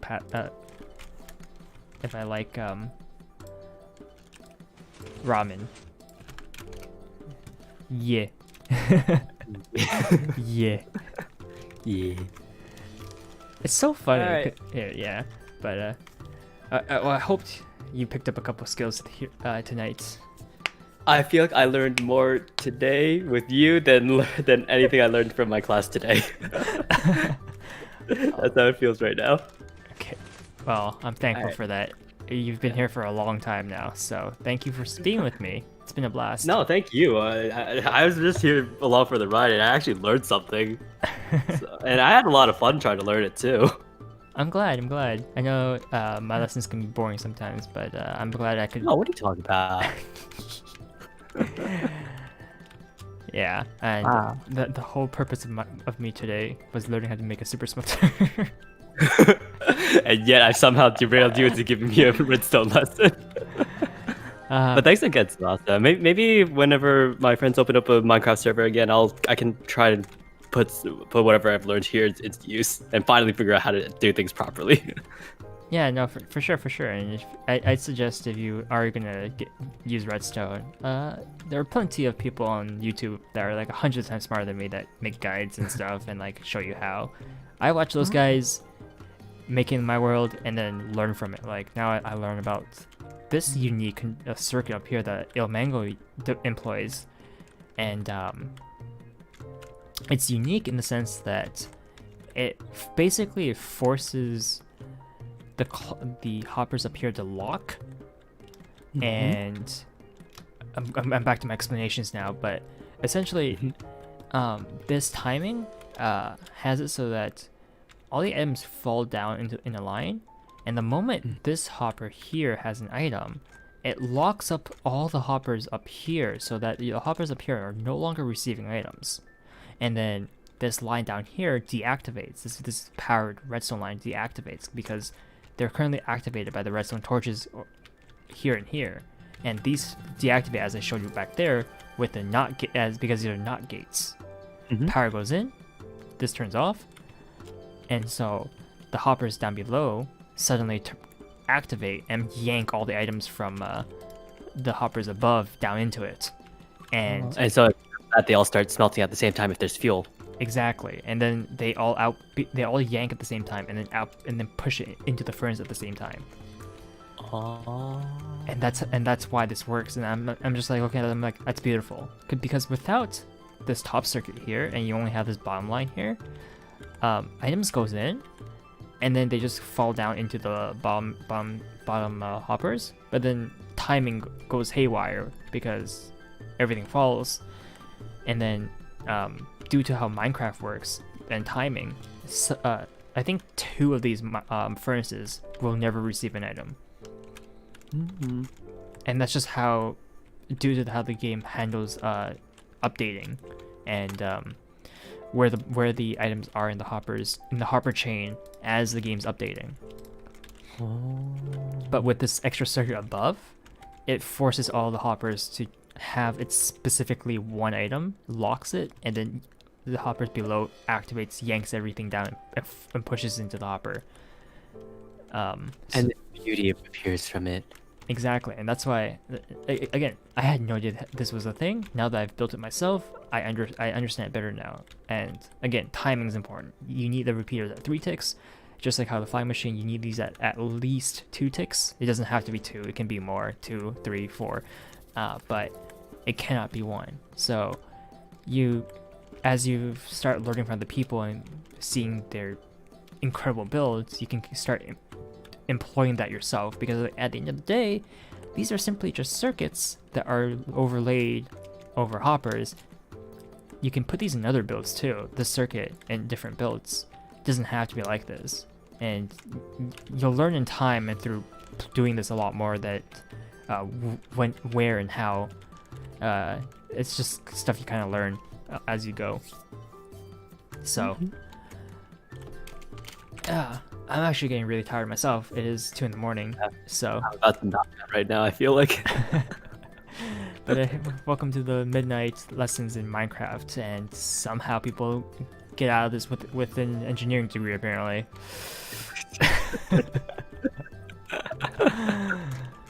It's a mix of engineering and coding. That's basically what redstone is, and that's why I love it. All right, but yeah, I need to knock out. I need to head out now. I'm too tired. Yeah. Again, thanks for letting me drop by the stream. It was definitely really fun talking to you and just learning how all this redstone works. Yeah, no, for sure. It was a very fun time talking with you. All right, have a wonderful night, and I'm gonna end the stream soon too. Yeah. Good night. Yep. Good night. Okay. All right, everyone. I'm done with that, and use it. Good evening, user. Okay.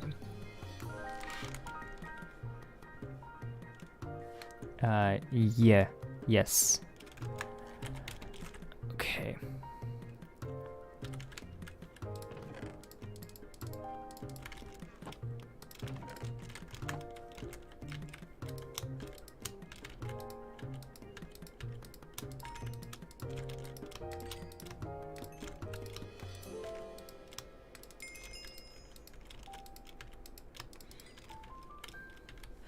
Oh, I said good night to Yuki. Not to you guys, to Yuki. Yuki, good night. Tsubasa, not good night. I don't know if that's how I can convey that, but yeah, I'm not going to sleep just yet.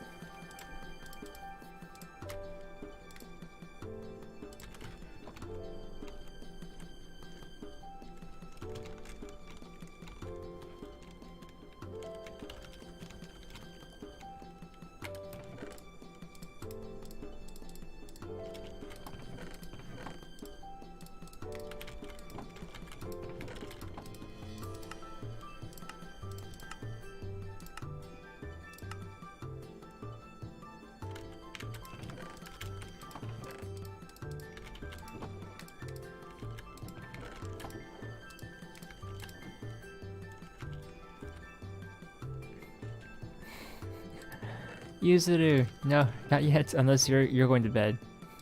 Not good night, not yet.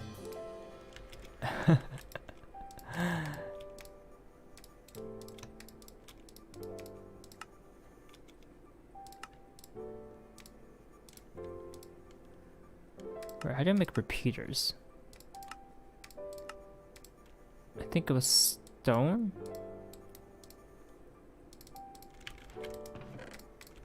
What was it? Was it this? Was it that? I have redstone torches. Oh, it was just stone, not slabs, just stone. How many can I make? 5?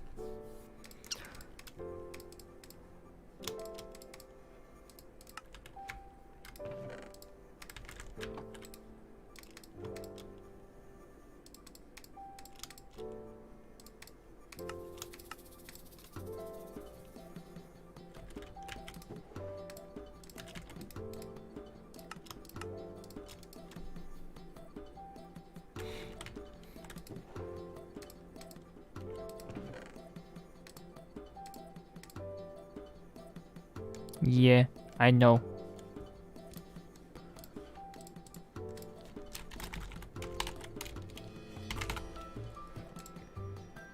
알아. 알아.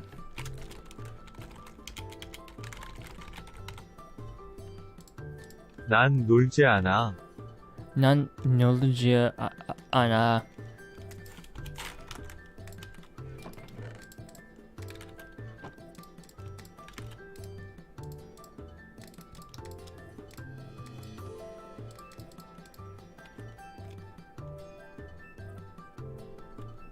You, so I said it wrong, eh?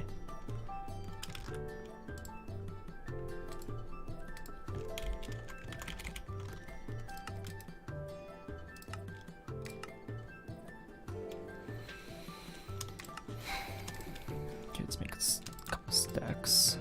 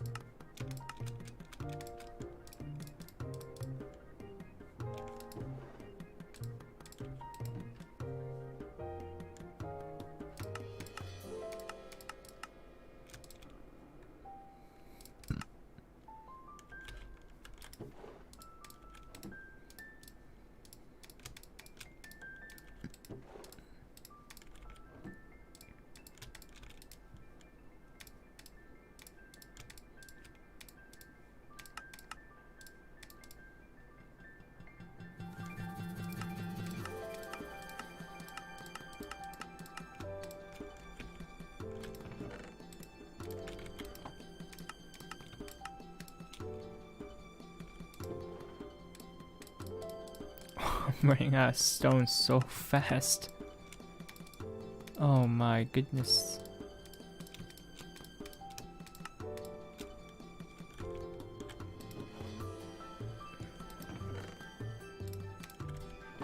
jeez. Just running out a lot of planks and sticks.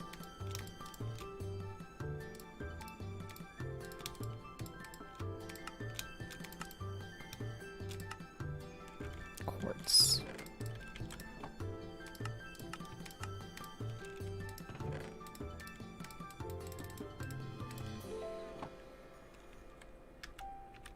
Oh my god.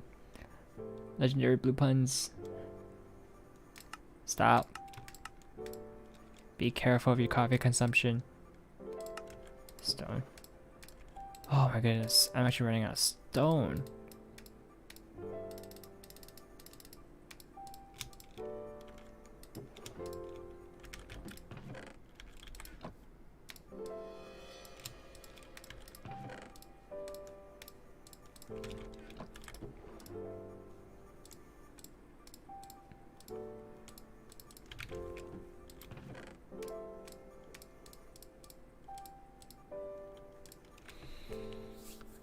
Yeah, be careful. How much cobblestone am I left with?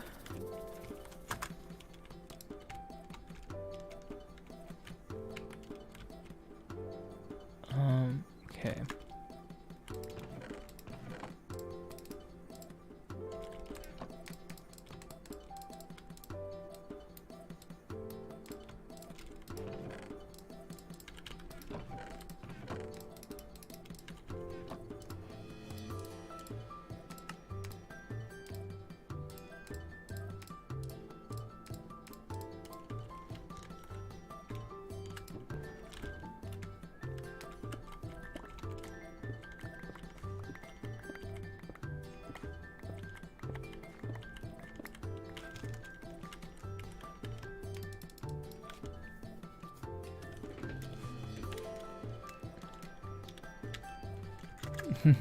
Oh, hey, Saf.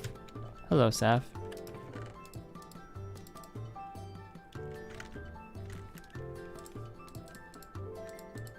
Okay.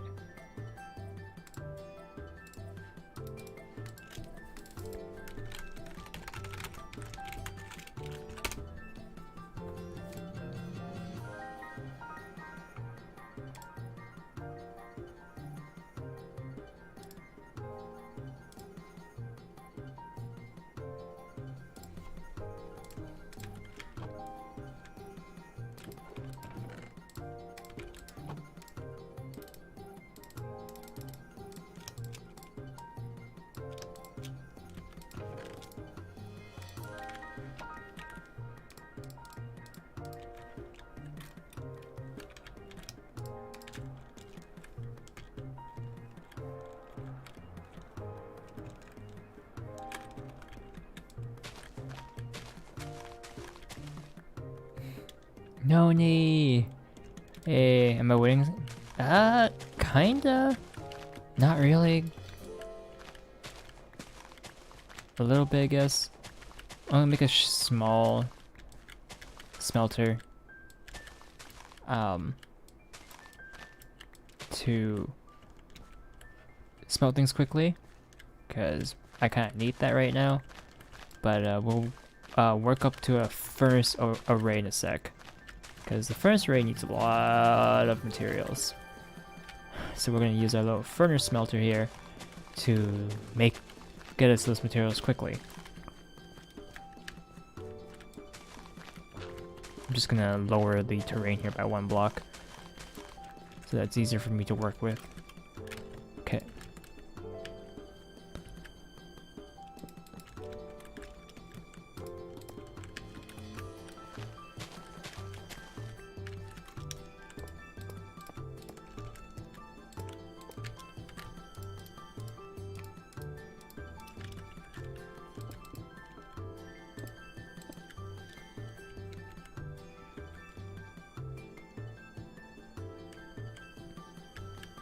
Do I make a lot? No.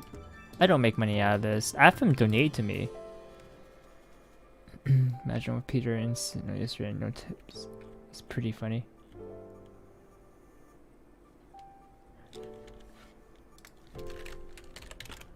I have him donated $15 to me. I have no idea why, but I greatly appreciate the donation. I'm gonna be donating that money over to Extra Life because I'm running Extra Life right now.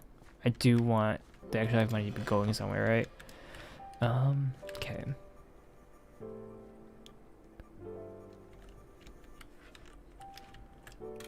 And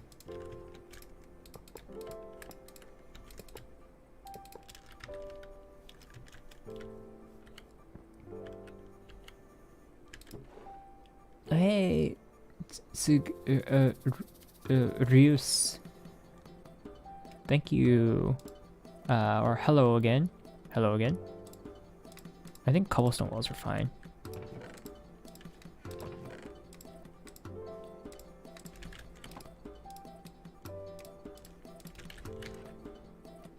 I don't have any tracks, do I? Okay. Not a problem.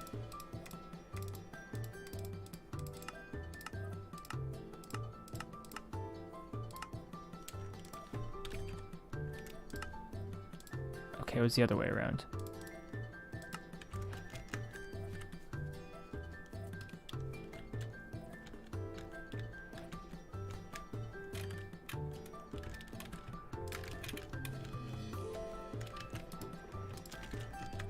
I'm a student.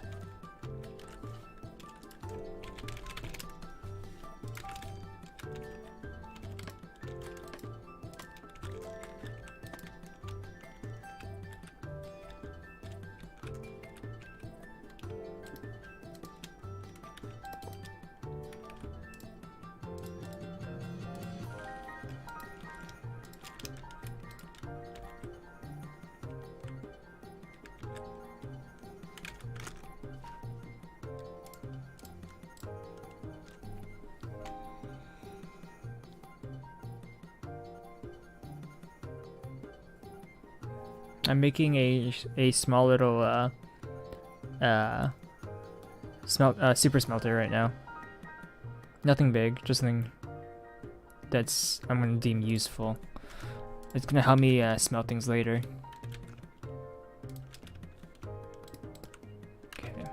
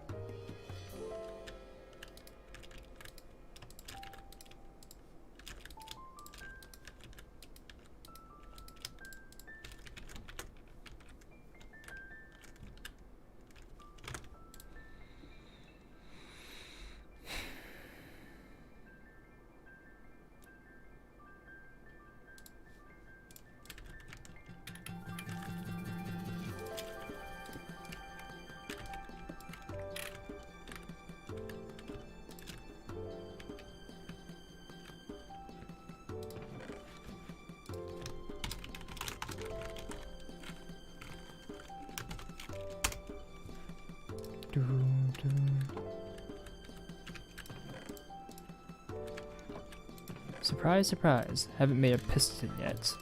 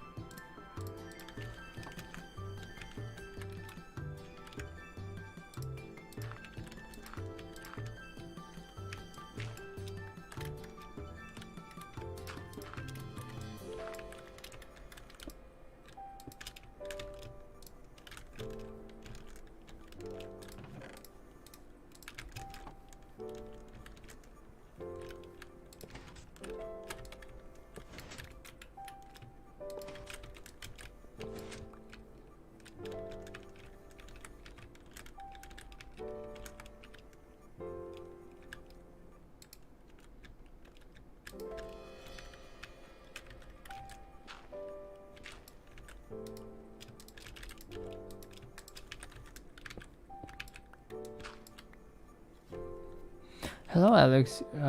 Juliano. Welcome, welcome.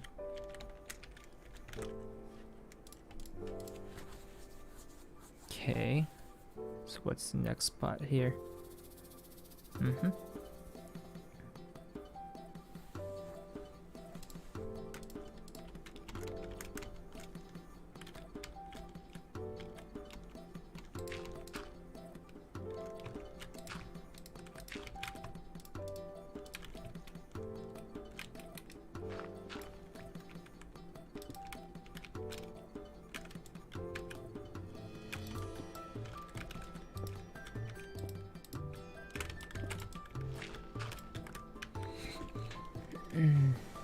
Are the minecarts interacting with the hoppers now?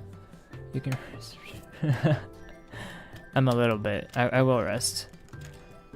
Give me a moment. Do that in a bit. Where did my glass go? Oh wait, no, I have a glass. I have a glass. There it is.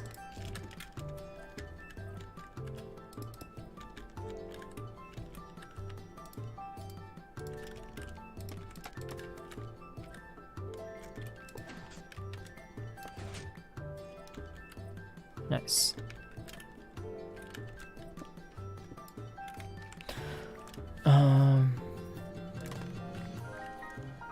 Yeah, I'll be done soon. Don't worry about that.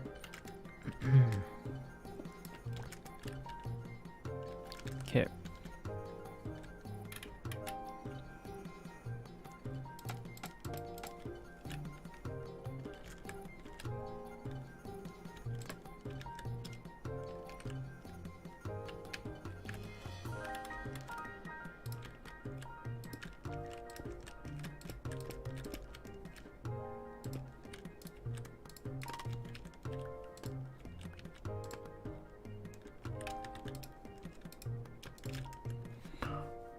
Hello, Leroy. Okay, I'm almost done here, but I'm basically finishing up on my smelter here.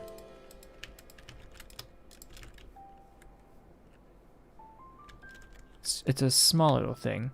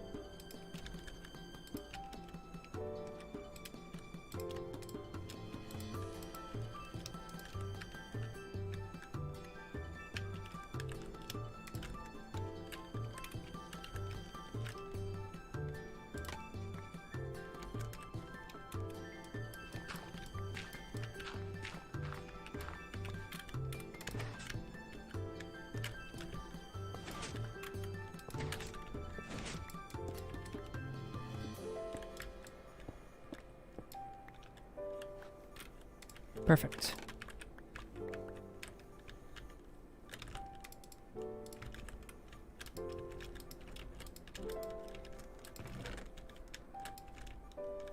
Ah, there it is. Nothing stuck inside. Perfect. Now, if you're wondering how I'm supposed to get up there, that's one way, I guess.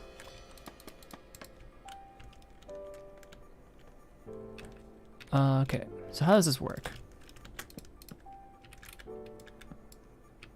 Give it back, please. Like that. What kind of food is there? Fish. Okay.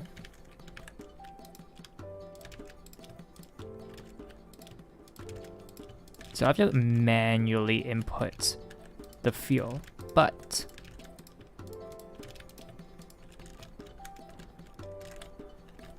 okay.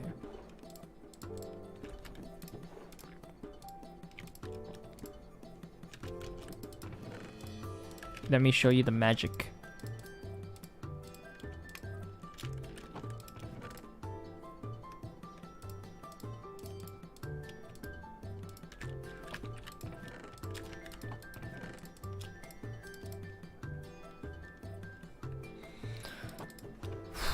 Okay.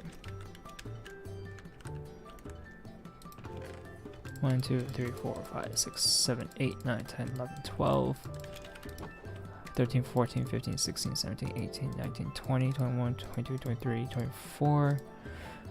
Okay, 24 stacks. Now we have 8 furnaces cooking at the same time. And all I did was put items into this chest, and you can see items just rapidly getting pulled out. Hey Lou, hey friend. It's okay, I guess. I just went through with Yuki a lot of redstone stuff. I showed him flying machines, the furnace array that I'm going to be making. But for now, all I'm showcasing here is this little smelting super smelter. It's a small super smelter. It's only 8 furnaces wide, but it's nice because you can see here, if we just sit here and wait, we can watch the items just kind of drop in. Boom. It's about 8 items at a time, so I have not heard about it, no, but sounds interesting. Yeah, so you can see here with the stone, it's pretty much practically all even with this build. So you kind of, and this uses 0 redstone, by the way. That's why I kind of like this build. It uses the power of minecarts with hoppers, and you can have 8 furnaces going at the same time. You can expand this to add more, and even add in a feature where you can have your fuel go into all the smelters, just like how my items are with this format, but keeping it nice and simple.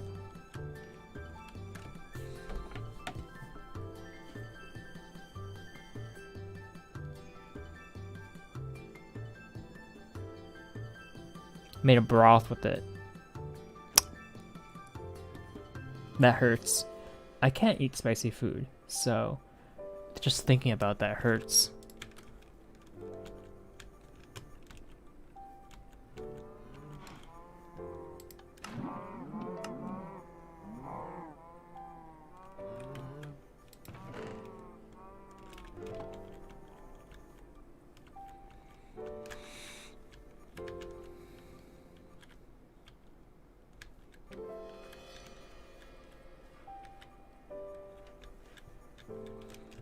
Right, so anyways, I'm pretty happy about what we've accomplished so far. I shoved in 24 stacks of cobblestone, and we're slowly getting it smelted. Like, we've already gotten two stacks and 16. I do need to head over to our little mine here and snag some cobblestone, because we're running out.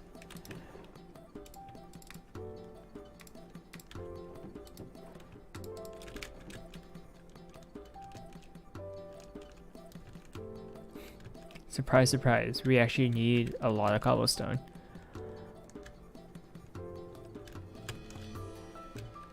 Well, not really cobblestone per se. We're just lacking stone. So we'll need a chest or barrel specifically to hold our stone supply, since we'll be smelting a lot of it. I was thinking we'd have the chests here do that. We have a lot spare.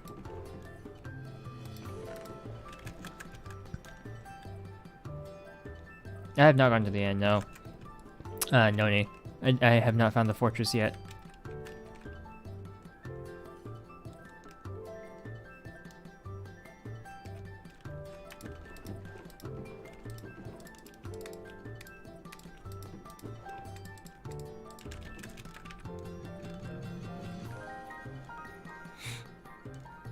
Alright.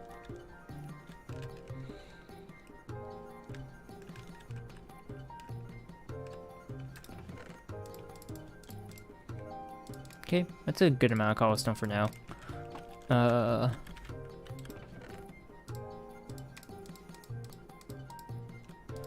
That's half 32 stacks. Okay, I think that's enough. So I'll just put these in there. It gets sucked out.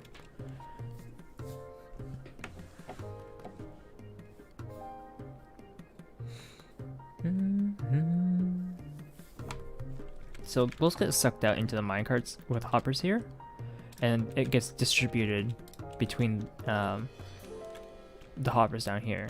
Each so the way this works is basically each minecart with a hopper is sitting on top of 4 of these hoppers, and so it just evenly distributes it to 4 each. It's really nice.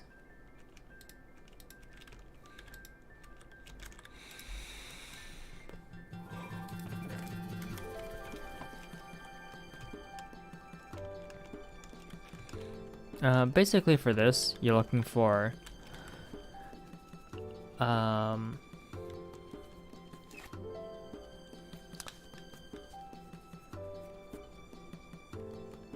YouTube. I learned all my redstone on YouTube. It's you go on YouTube, you learn, and then you put into practice. So basically, the one downside to this furnace array is, as you can, as it sounds, it's an array. So you can't smelt less than a stack with this thing without wasting fuel.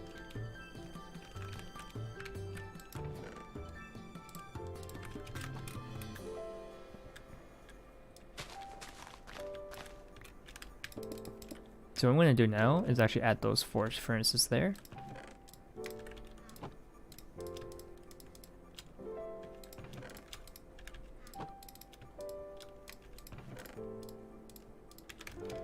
And now we'll have a controlled 4 furnaces here. So we can smelt less than, like, sets of 8s here instead.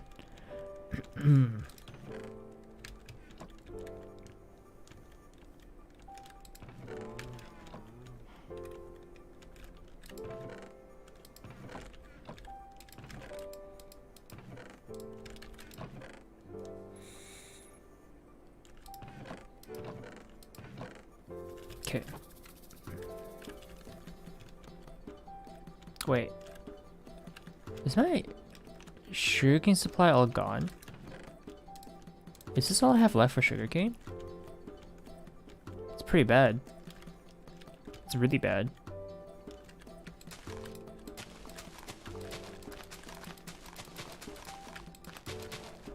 Okay.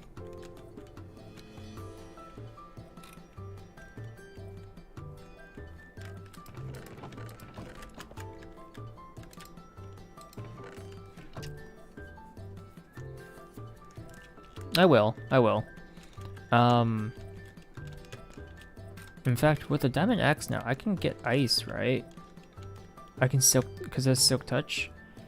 I can silk touch ice blocks, because if I have ice blocks, I can make a pretty nice flying machine sugarcane farm. And yes, I'll be using flying machines for a lot of things, because I like flying machines. I forgot.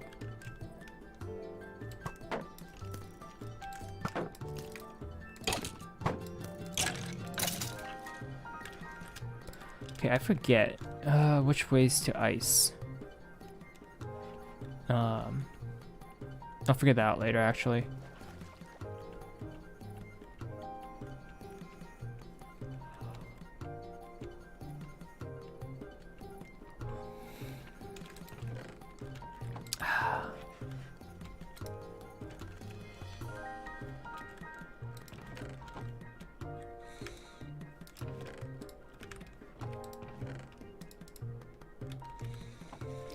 Okay. Well, that was a lot of fun, guys. It's time for me to go to sleep. Go to bed. Good night. Bye, everyone.